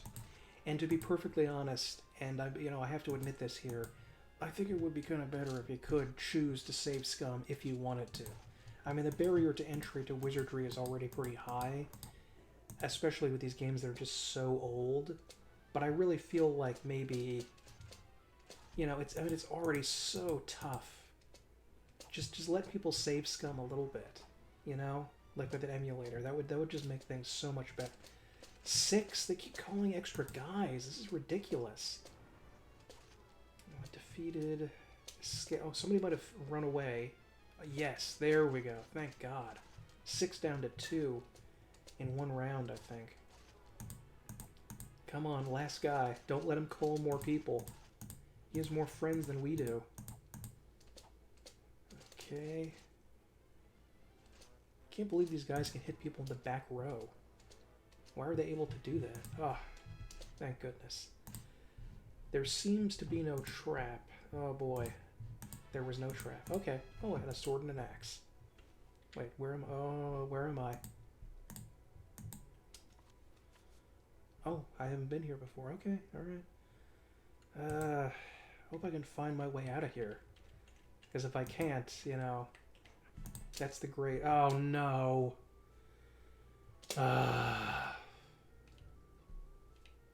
No. I'm not accepting your stupid frickin' crap. Okay, oh God, should I? You know what? No, I'm not. I'm not gonna do it. Wait, scorpion pen.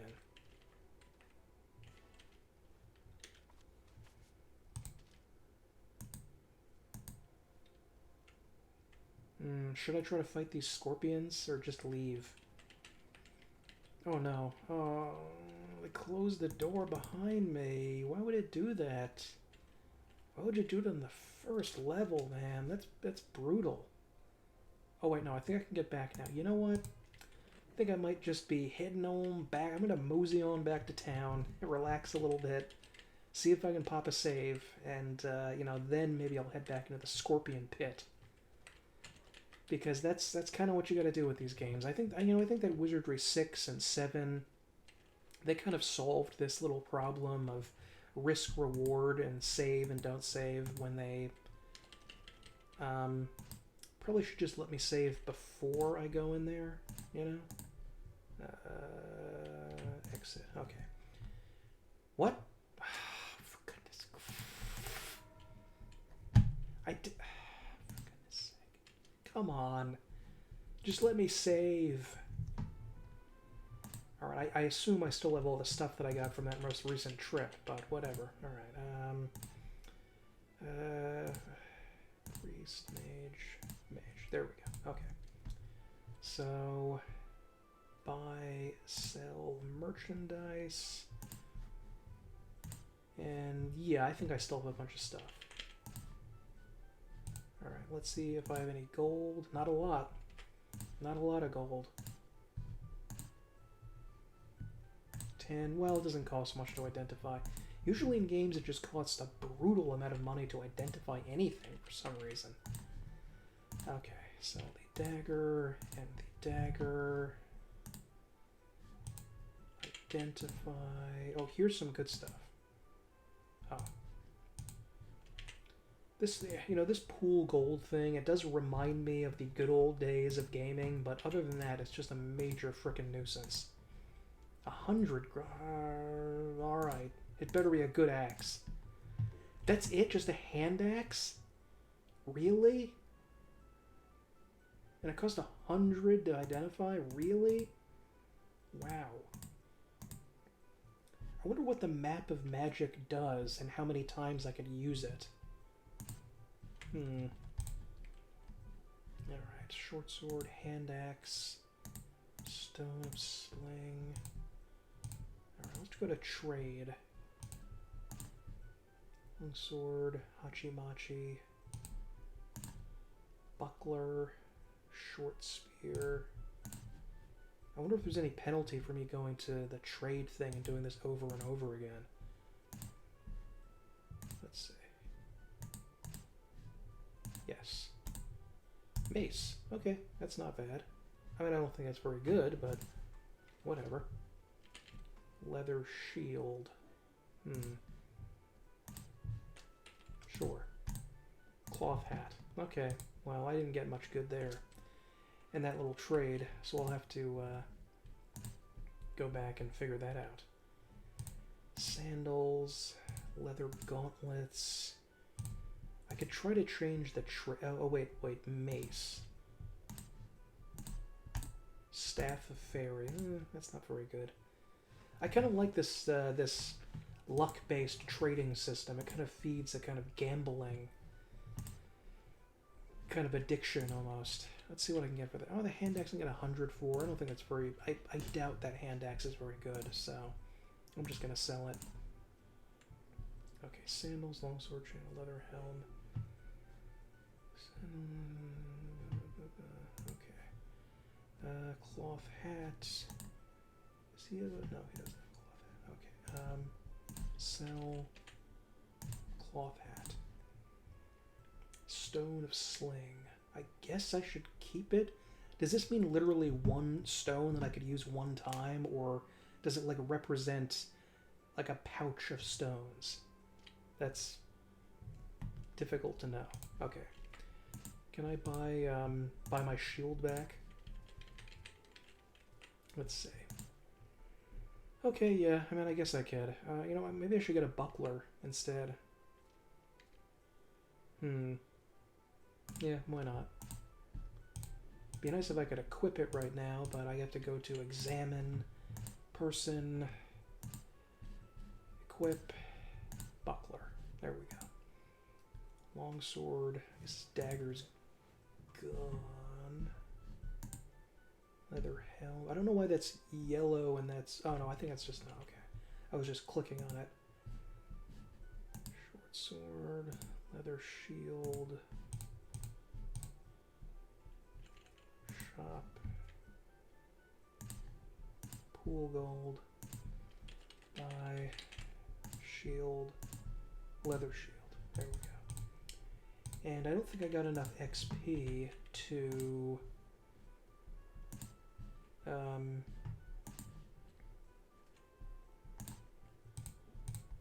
level anybody up, but they have to rest anyway in order to restore health and magic. So let's see here. Oh, he did gain a level. Okay, 18 hit points gained. Now that is a good one. I think to some degree there was like a randomization factor about how many hit points you gain per level up, and you were much more likely to gain a tiny number like 1 to 4 as opposed to a good one like 10 to 20. But if you rested over and over again, lost strength, gain speed and luck. Wow, that's pathetic. Okay. Let's see. Oh, he did gain 6 hit points. It's not bad, I guess. Priest. 6 hit points. That's pretty good. And my mage. Okay, only 1 hit point gained. Not surprising, but whatever. Okay, let's see here. I don't think anybody can change class right now, but I will check anyway. Nope, don't want those classes.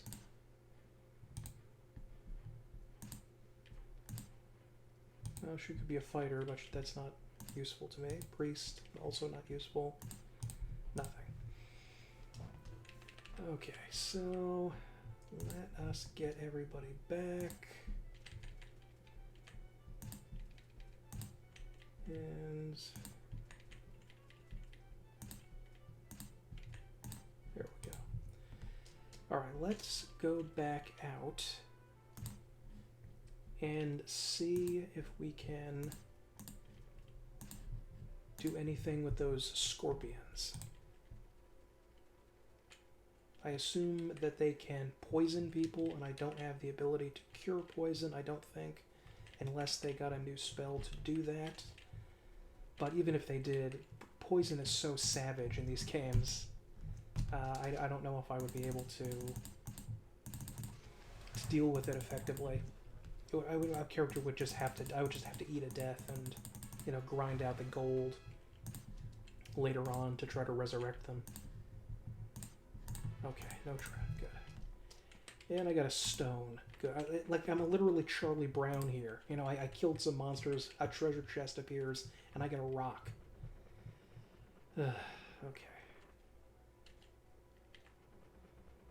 I think it was this way, then down here, and this way, then I think this way, possibly. He also has one of the items that lets you look at the map, which is very nice. Yeah, it was this way. And then, I think this way. Yeah, yes it is. I'm guessing these scorpions are like the boss of this level, and they're going to be incredibly dangerous and tough. Okay, so service elevator. Here is the prison. Thankfully, the door does not need to be re-unlocked. Okay, Way of the Scorpion. Oh, no, no, no, no, no, no, no, no, no, no, no, no, where am I? Please, no. Okay, oh, thank God.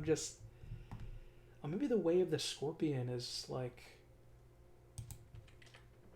maybe it's one of these other doors. Prison guard office, okay.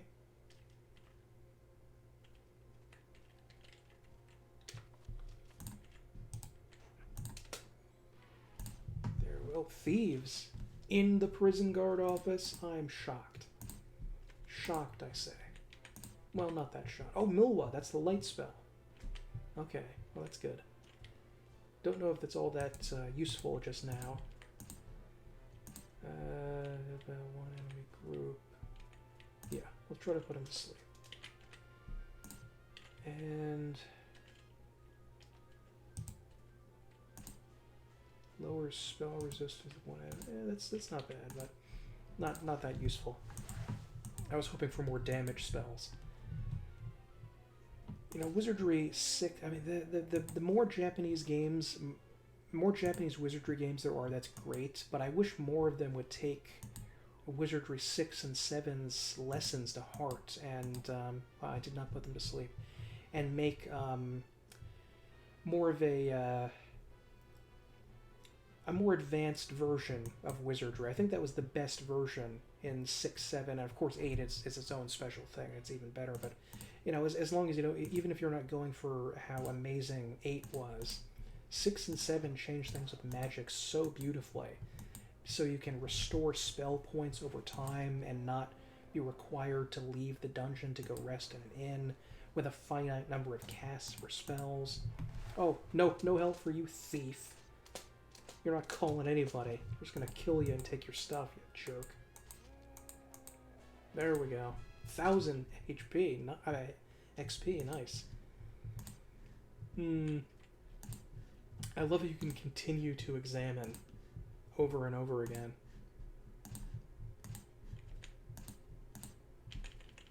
Goddess hold? Is that paralysis? Okay. Arrows. Ooh, 600 coins. Nice. Now that is some good stuff.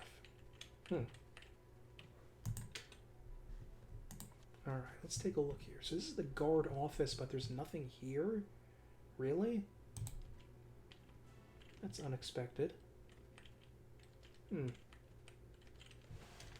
should search.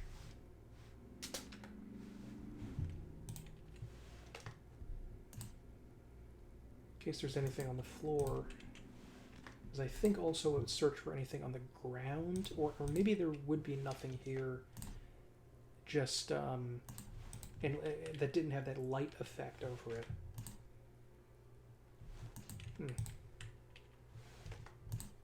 Probably nothing. But whatever. Okay. Grotto of the Exile. Alright.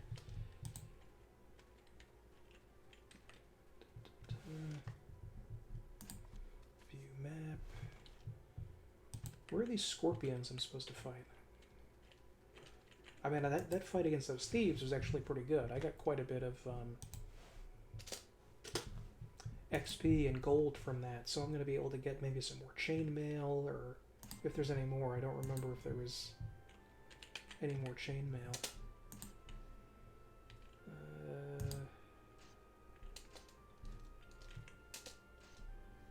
Oh, there's psionic magic. There's alchemy and psionics, so... That's interesting. But I didn't see those listed as classes I could take. Okay. Alright, here we go. Aha.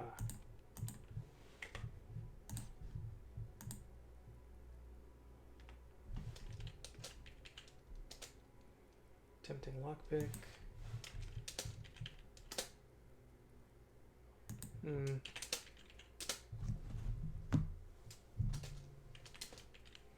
To pick this lock, but I don't know. I really don't. Maybe I should just cut and run. It might just be... Notices something? I guess they mean the wall.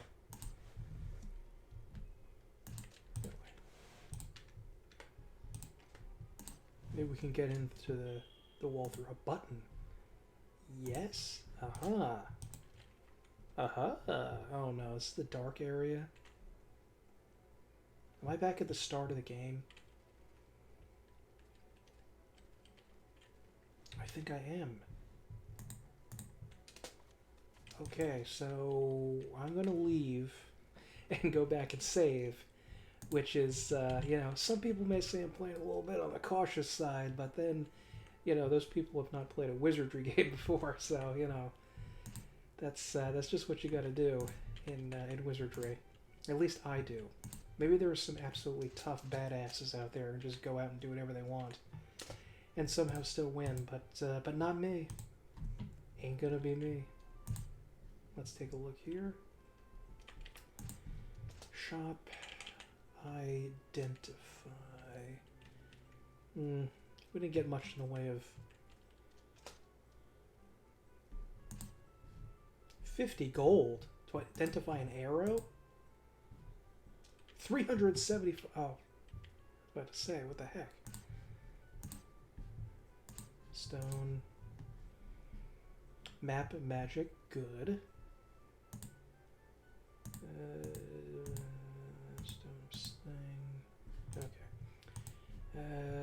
Shop. Like, yeah, whoa, look at that gold. Look at that gold. 3,693 gold? You kidding me? I guess those thieves must have had it.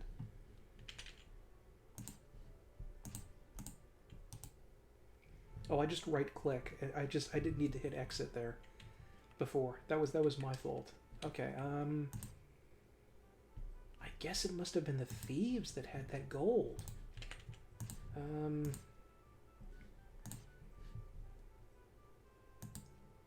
I'm kind of want to sell the Stone of Sling, but if it turns out that I need more than one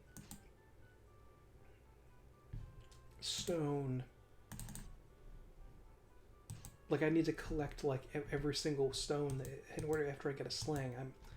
Maybe it's not going to be a big issue, but I'll hang on to the stones for now. I don't have much stuff. I don't have a lot of clutter going on here. Okay, shield. I already have that. Already have chainmail. Ashigari. Ooh, oh, full plate, sir.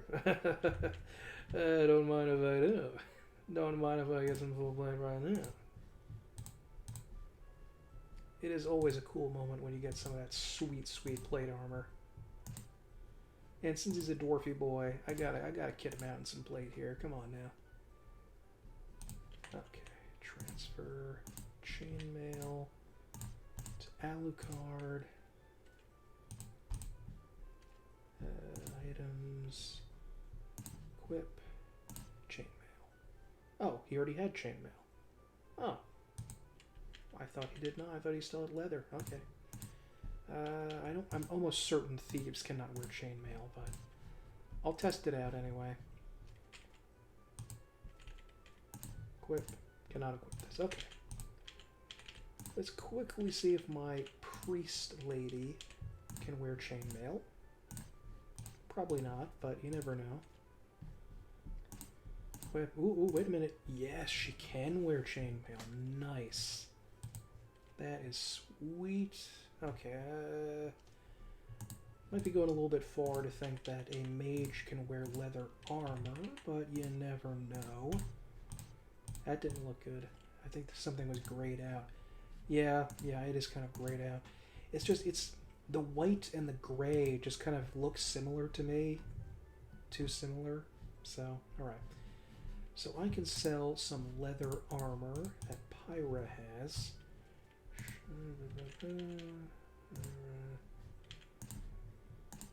Okay. And hand axe. Oh, we had a hand axe there. Alright, well.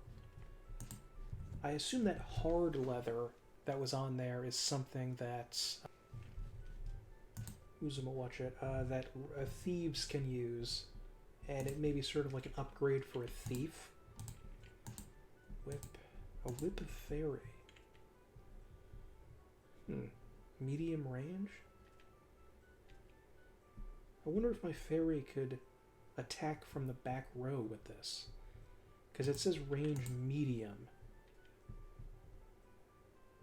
Instead of like short and extended, is it short and medium?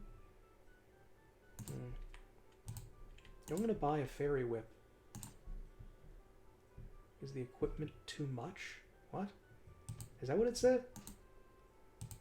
That was odd.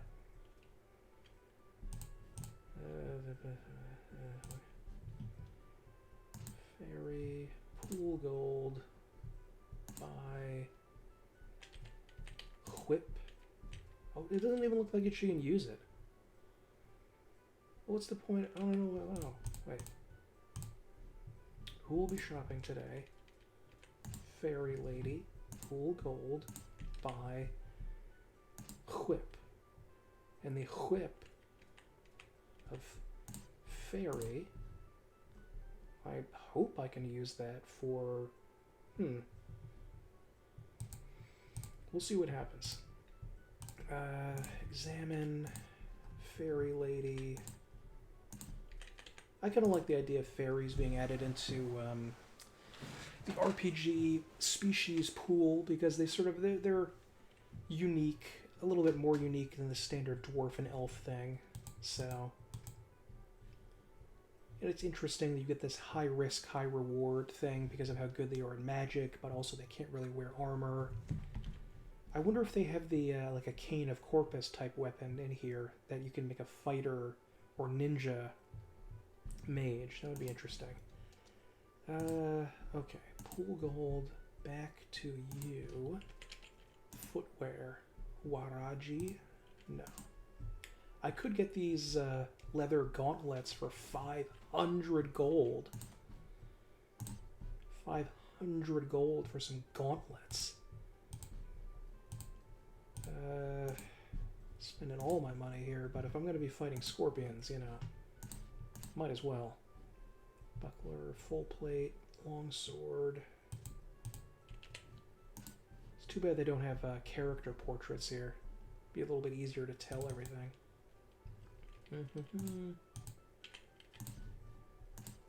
Shop.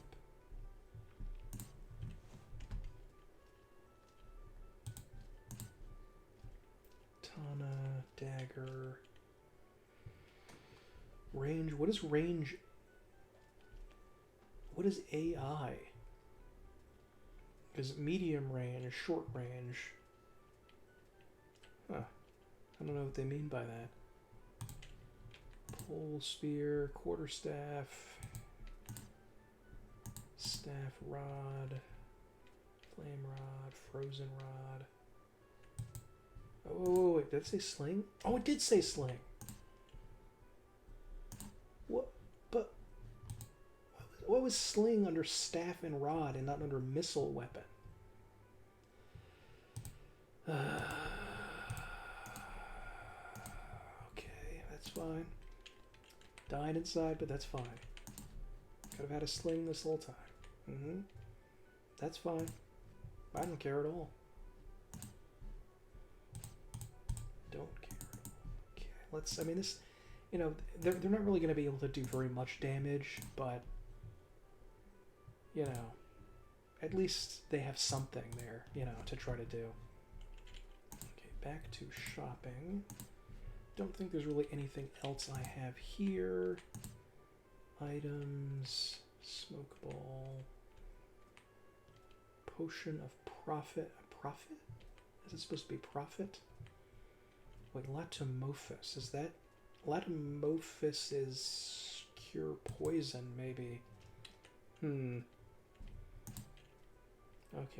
Armor of Ashigaru. Hard leather. Okay. I think it is time to rest. Recuperate.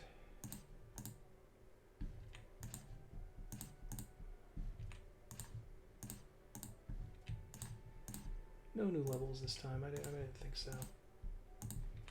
But, I mean, you start off really weak, but you do gain levels very quickly, at least. Audience with the Lord, member training. Okay. Let us try to pop over and see what we can do with those mean old scorpions, if anything. Oh, wait. Can we go back here? Okay, so we did unlock a shortcut. So that is pretty cool. Okay, right, I could... You know, those scorpions may be past the obnoxious clown door, which is not something I'm too happy about. But I didn't go into this door either, I don't think. So... Prison guard office, service elevator. Oh, I guess I didn't go into this door because it was locked. Thief. Instead of just spamming it over and over, I wish I knew if I had at least a shot. Okay. Solitary confinement. But I did not go down here.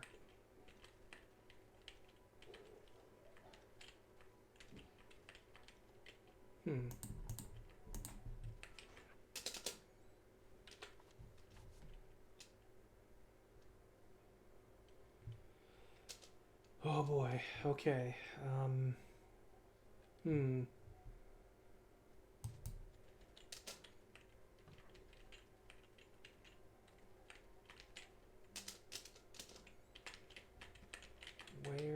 I guess we just have to look at the puzzle. A friendly priest? Walk away.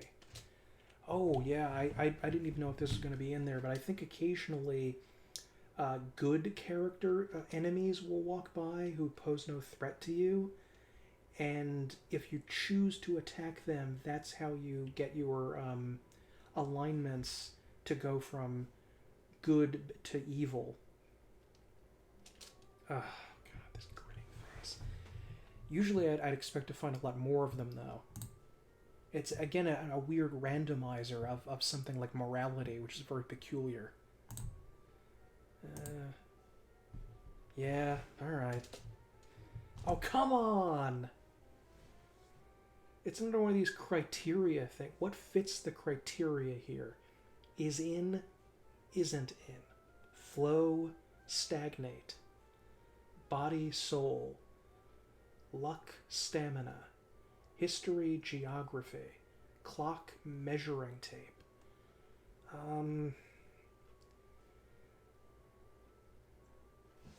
Are they...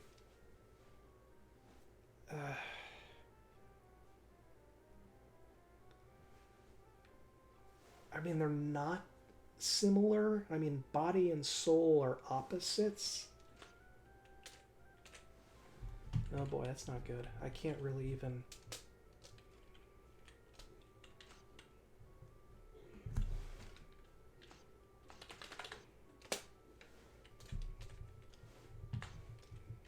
But these aren't really opposite. Not all of them are opposites.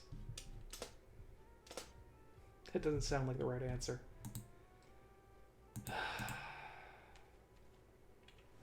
Really? Well, you know, I think I'm going to leave this particular dungeon for right now. And come back another time.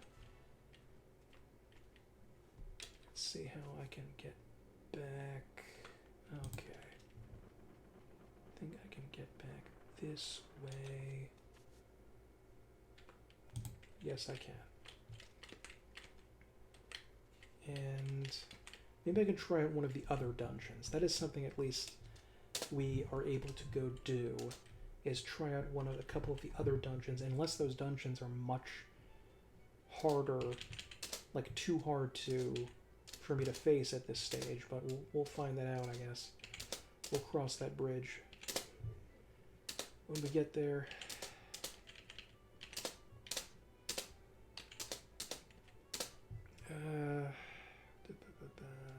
16, 28. Okay. Let's rest. No. Don't want healing. I want to rest my priest. And, oh, maybe I guess I could just go to examine here. Yeah. Okay. So I can get it back up to the maximum. Let's see, 13, 20, 24. Just rest again. This looks a very fancy modern inn. This doesn't look... I'm realizing now this doesn't look anything like a... I mean, there's a potted plant here. This isn't like a medieval sort of inn. Even a medieval Japanese inn. Okay, well, whatever. Alright, let's go... Save and venture out to Purgatory. I feel like I'm in Purgatory with those stupid frickin' clown boys who won't let me progress in the game, for goodness sake. Okay. Okay. Can I unlock this? I'm guessing not, but, you know, might as well, right? Okay. Let's see. Alright, let's go down here. Ugh. Come on, man. Okay. Okay, so we know it's in Dress, Kingdom, Palanquin, Guard, and Sisters, but not in Tuxedo, Democracy, Rickshaw, Punch, and Brothers?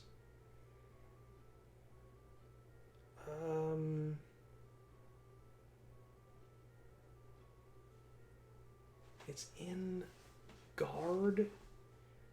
Is it just like one letter that's supposed to be in there? Is that what it is?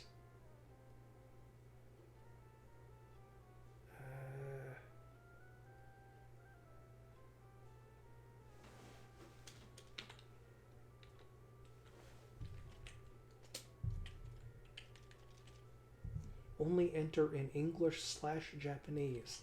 What other options would there be, sir? P is in Kingdom. Dress. E. D.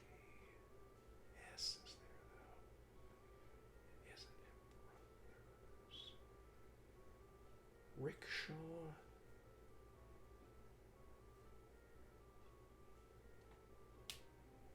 Is it just one letter, or is it a couple of letters? Does upper and lower case matter? As P is in the A, U. I'm going to go with this. Let's see how many.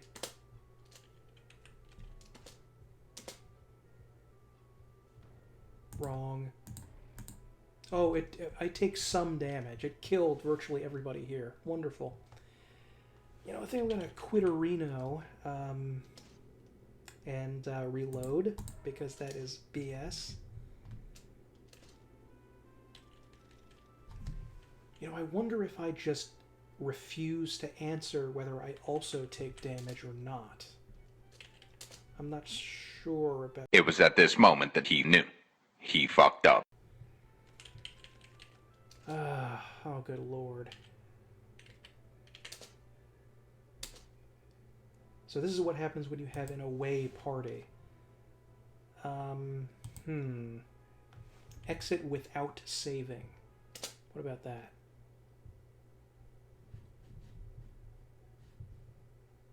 Okay, I do not know how I could have done... Oh, for God's sake. I don't know how I could have done this.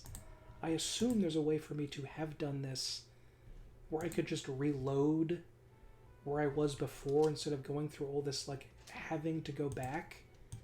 But I don't remember what it is. Like, if I just die here, will it just game over forever? Or when I hit exit before, did it automatically save without telling me it was going to save? Because here, I would prefer to exit without saving. But of course, it's not allowing me to do that. Dear God.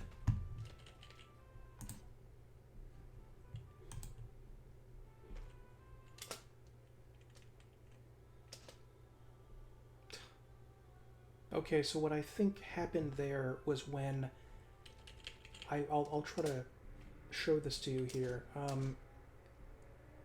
When I hit tab and had the options search, find person, and quit game, when it said quit game, it actually meant save and quit game, despite the fact that it says nothing about saving. Whereas if you hit the escape key and you can click exit with saving and exit without saving, what I wanted to do there and would have should have done is hit exit without saving, so I could make an entire wash of that and just start over again. Tragically, I am now stuck, as far as I can tell, with 4 out of 6 party members dead, and it's going to cost 900. That's 900 gold for me to get them out of Hawk, out of the what am I even saying? That fucking place, the temple where you can get them back, which is titanically, miserably frustrating that is the case in this fucking game, and I am very, very angry, and I'm sorry for swearing, but that is just astoundingly enraging that this is the case. I mean,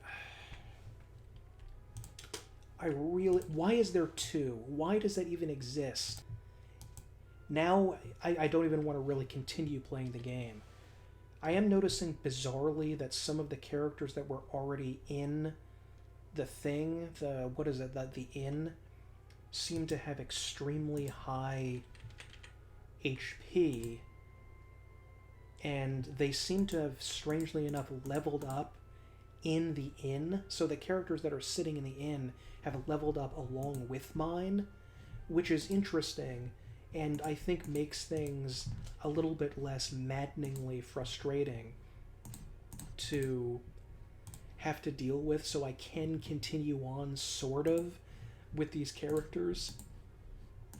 But that's still, like I said, really, really annoying that is part of the game here, that I would have to remember that. That is extremely frustrating. And God, that's terrible. This whole thing where you have to, like, just accept that the characters have died and are going, I really, really don't like that. And I'm basically just stuck with this party that I do not want doing absolutely nothing. So 3 hours later. So I spent some time off camera trying to get back at least a few of my characters, and I was able to resurrect 2 of them, my mage, one of my mages, and my priest, but I'm still using the characters that they provided at the inn, who were, I assume, leveling up along with my characters, which is an interesting thing to do. That's very nice of them. But that was still really, really frustrating. I mean, it didn't take an enormous amount of time to start getting things going again and resurrecting my characters, but I still found it to be very, very frustrating. And I'm not blaming the translators for this entirely. This is more an issue with the game itself, because Elman Age Gothic also has this weird, like, starting out party thing, which it seems a terrible anachronism to include in a game in the 21st century, but whatever, I guess it's not that big a deal. So this is the second floor of the Grotto of Exile. I believe it's some sort of mine area, and I've actually already explored a considerable amount of this, but unfortunately, as you can see there at the bottom, 2 of my characters, because I just decided to attack these guys, have turned evil. I think both of them were either good or neutral, but because we attacked a friendly character, that means that they are now evil. But I'm not going to be saving this one, probably. I don't think I will. Because I just want to wrap up with this little first impressions video and give my final thoughts about what's going on here. Even though that was a friendly guy, we got quite a bit of money for doing that, didn't we? So it does behoove you, I guess, at times to attack the friendly, which is an interesting moral conundrum to put in there. New mining district. Slaves, leprechauns, or work until you die. Thief's president king. Okay. I think, yeah, this is the elevator once again to back up to the level that I was at before. So dropping down to that chute wasn't that much of a problem. It just dropped me down to an area in basement level 3. So anyway, I do enjoy that there is, at least in some regard, advances made from the original Wizardry series, the original 3 Wizardry games, because they included the psionic and alchemy spells from Wizardry 6 and 7, which is a good advancement. I'm a little annoyed that they did not include the spell point and resting system from the other games, so there's a curious amalgam of new stuff from 6, well, I say new, but new for the Wizardry series in 6 and 7, and the older traditional stuff, which is okay. I think they should have gone whole hog and made it completely completely new without that traditional stuff in there, but whatever, it's not that much of an issue. I'm not all that keen, as you could probably tell, on the wordplay nonsense that I saw before. These logic puzzles in the game are very, very frustrating, and I am having one heck of a time trying to figure out virtually anything on these logic puzzles. Like, I can't get absolutely anything at all in almost any of them. I was able to go back into one of the other dungeons, the second dungeon I went to, and I was able to solve, I think, 2 of the logic puzzles there that I was not previously able to get. So I'm happy about that I was able to get a little bit. So, I mean, I guess they are technically solvable, but because I'm so dense when it comes to these logic riddles, I don't really know if I could comfortably play this game if those are a part of it. It seems like a weird anachronism. Again, I mentioned this earlier, not alien to the Wizardry series, because they definitely had things like that in some of the earlier Wizardry games, but I just feel like it's bizarre and something that should be excised from the experience, and it's very... if I had a GameFAQs article about this that explained exactly what was going on and I could just skip through these, I'd be like, whatever, I wouldn't care about it.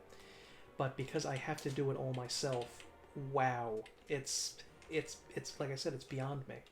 it's simply beyond my abilities to do this.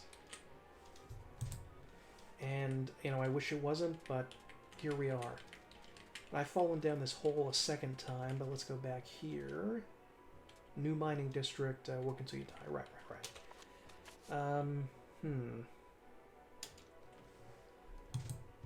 Part of the reason that I'm having trouble with the game is because of the frequent crashes.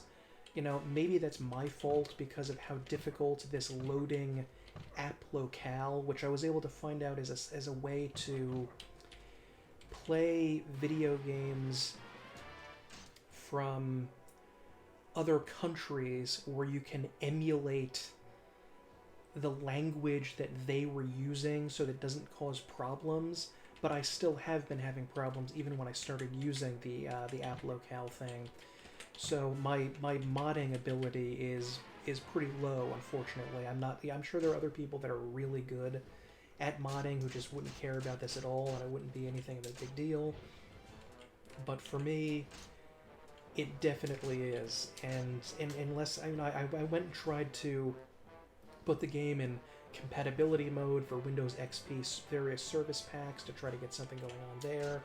I still wasn't getting it to work. There were frequent crashes. I wish that I could figure out a way around that, because I would play the game with that. But frankly, because I have a glut of other Wizardry games to play, I guess I wouldn't really go back to this one. I wouldn't recommend this one unless you were an absolute obsessive, in many ways like I am, with the Wizardry series, and were just you absolutely had to play every single part of the Wizardry series. Oh boy, now a bunch of characters are asleep, and for some reason if they're asleep, they moved to the back row. Is that what happened in the original Wizardries? That if they were automatic, I thought they were still going to be in the front row even if they were asleep, but whatever. What's one group of enemies asleep in combat? Frost beetles. Do I have to wake? I think I had to wake up. Yeah, awaken an ally who falls asleep. So let's see if I can do that. But as I was saying, this isn't a bad game by any means. I would say it's definitely has its charm. It's just the way that this was done, by porting a Game Boy Color game onto the PC, and then trying to play this ancient PC game with a fan-made patch.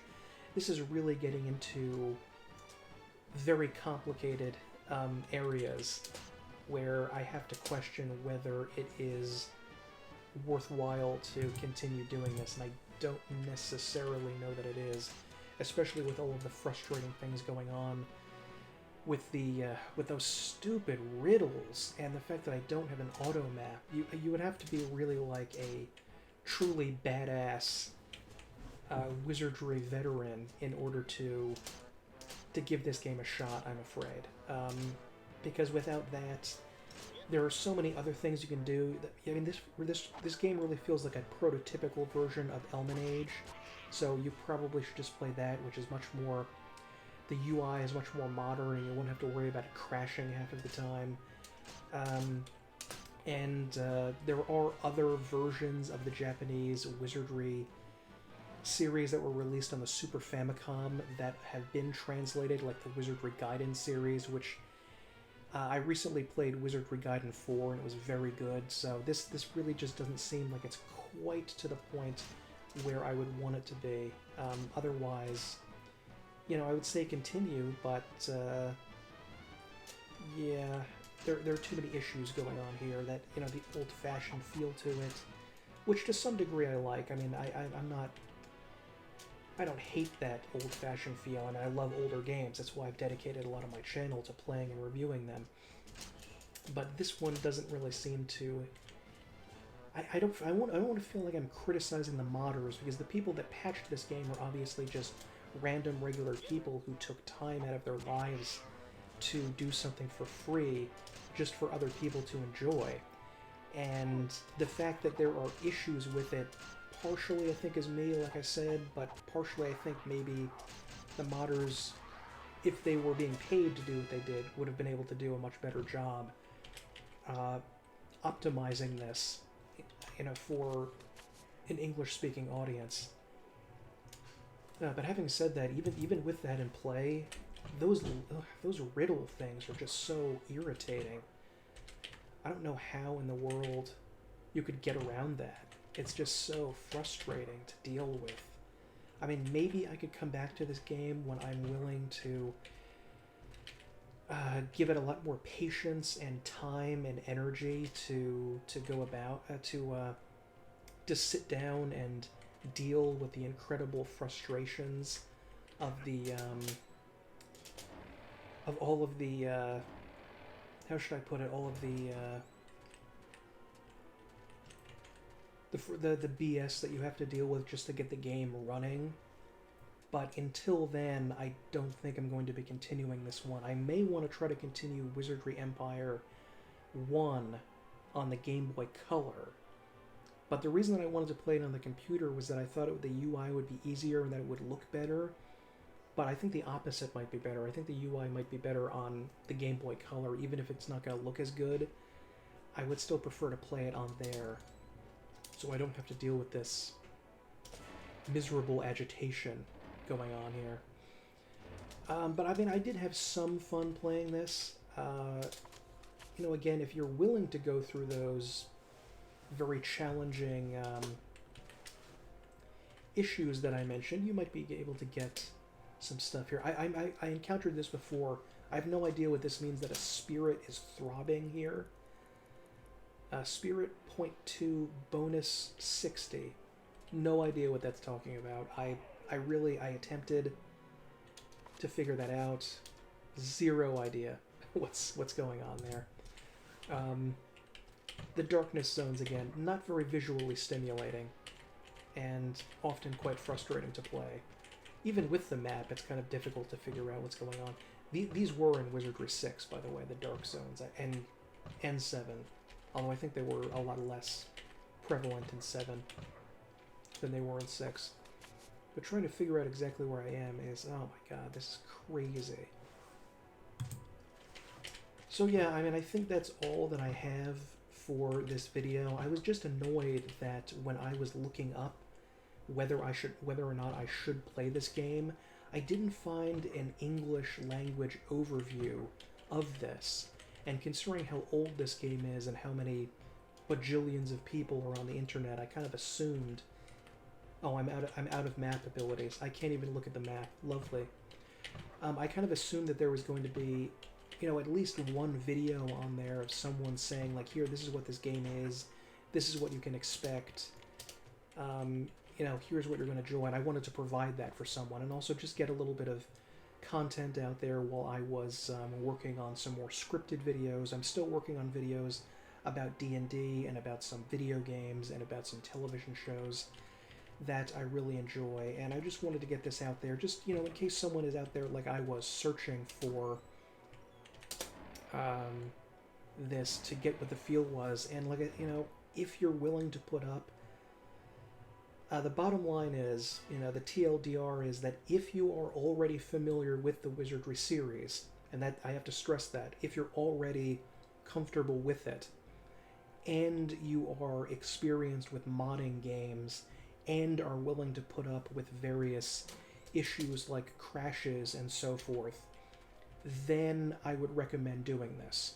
If you are not, however, familiar with all of those things, if that is going to cause you severe agitation, if that is going to disrupt you, then yeah, this is not quite the experience for you. It's only, I feel like if they wanted to, Starfish probably could translate this and the previous Wizardry Empire game and release it as a budget title onto Steam or GOG, and it would find its audience. I mean, there's still people playing the Wizardry games today in the West, not just in Japan. It's still a fondly regarded series, at least I think, with a small select community. Unfortunately, it's pretty small, but still, it's out there. It's enough for them to make money on if they actually attempted it. And I just really wish that I wish it was easier to play this in some of the other Wizardry games. Like, in my fantasy world, this is never going to happen, but all 4 of the Wizardry Gaiden games and Wizardry Empire 1 and 2 and maybe Wizardry Chronicle could all be translated and released at some sort of gigantic mega pack of a game. And, you wouldn't be able to sell it for full price, but you could sell it for maybe $20-$30. And, you would have a great time, I think, if you were able to do that.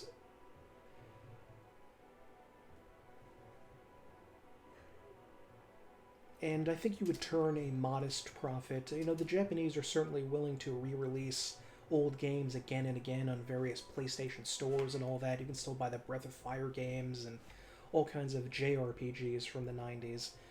So maybe they just don't think this would sell well, like it doesn't have a set market like the other ones do, but like those specifically anime-ish JRPGs rather than a more traditional Western wizardry type game. Maybe they don't think that it's going to happen. Maybe they don't think it's going to work, but whatever. I was actually able to solve this, by the way. This is one that was locked by one of those Riddle jesters. I don't know what they're called, but I call them Riddle jesters now. And this logic puzzle was one that I had seen before somewhere, where it said, find the next letter in the pattern, and the pattern was actually just the first letter of each month. So it was J, F, M for January, February, March, A, M, J, April, May, June, etc., etc. And because I happened to have seen that one before, I knew the answer. And isn't that how it always works with riddles? It always seems to work out that way, where you can't really get it on your own. It's going to be something that you have to have heard already. Actually deducing logically what's going to happen is virtually impossible. And in case you were curious, and I doubt you were, there are no scorpions behind this door. There are bathrooms. Yeah, I'm not kidding. You can actually knock at the bathroom door, and you can actually unlock it and go inside. You can actually, like J.C. Denton, break into the men's... Oh no, this is the men's bathroom you can break into, not the women's bathroom. But anyway, the women's bathroom, by the way, it actually is just it's a chute going down to another layer of Part 2. So yeah, this is just another section of Part 2 that you can go down to. So yeah, I don't really have anything else to say. I don't know if this is really going to be interesting to anyone except those like myself who were wondering whether they should try to go through the excessive issue of trying to patch a Japanese game, which is, of course, very, very complicated and annoying and frustrating. So, I mean, well, unavailable. The toilets have been broke. Wait, what did that say? Hole digging will be considered escaping. Oh, that's why there are holes in the bathroom, because there are prisoners trying to escape. And we're farther down on yet another level. Okay. A friendly leprechaun? No. Kill him. Kill this leprechaun. This will be the last thing we do in this video. Oh, no. No. I walked away. Whatever. I was going to try to end the video with killing a leprechaun. It seemed like the thing to do. But yeah, my name is Michael. There will be more scripted content to come. I just wanted to put this out here because I was curious about the Wizardry series, and I still am. I wish I could see that anime, because it looks like a pretty cool worm monster demon thing, but I guess I cannot, because, yeah. Oh wait, no, I guess I can't cast Milwa in battle. Anywho, yeah, that's all I have to say. Thank you very much for watching. Let me know if you have any experience with the Japanese wizardry games and what you think of them.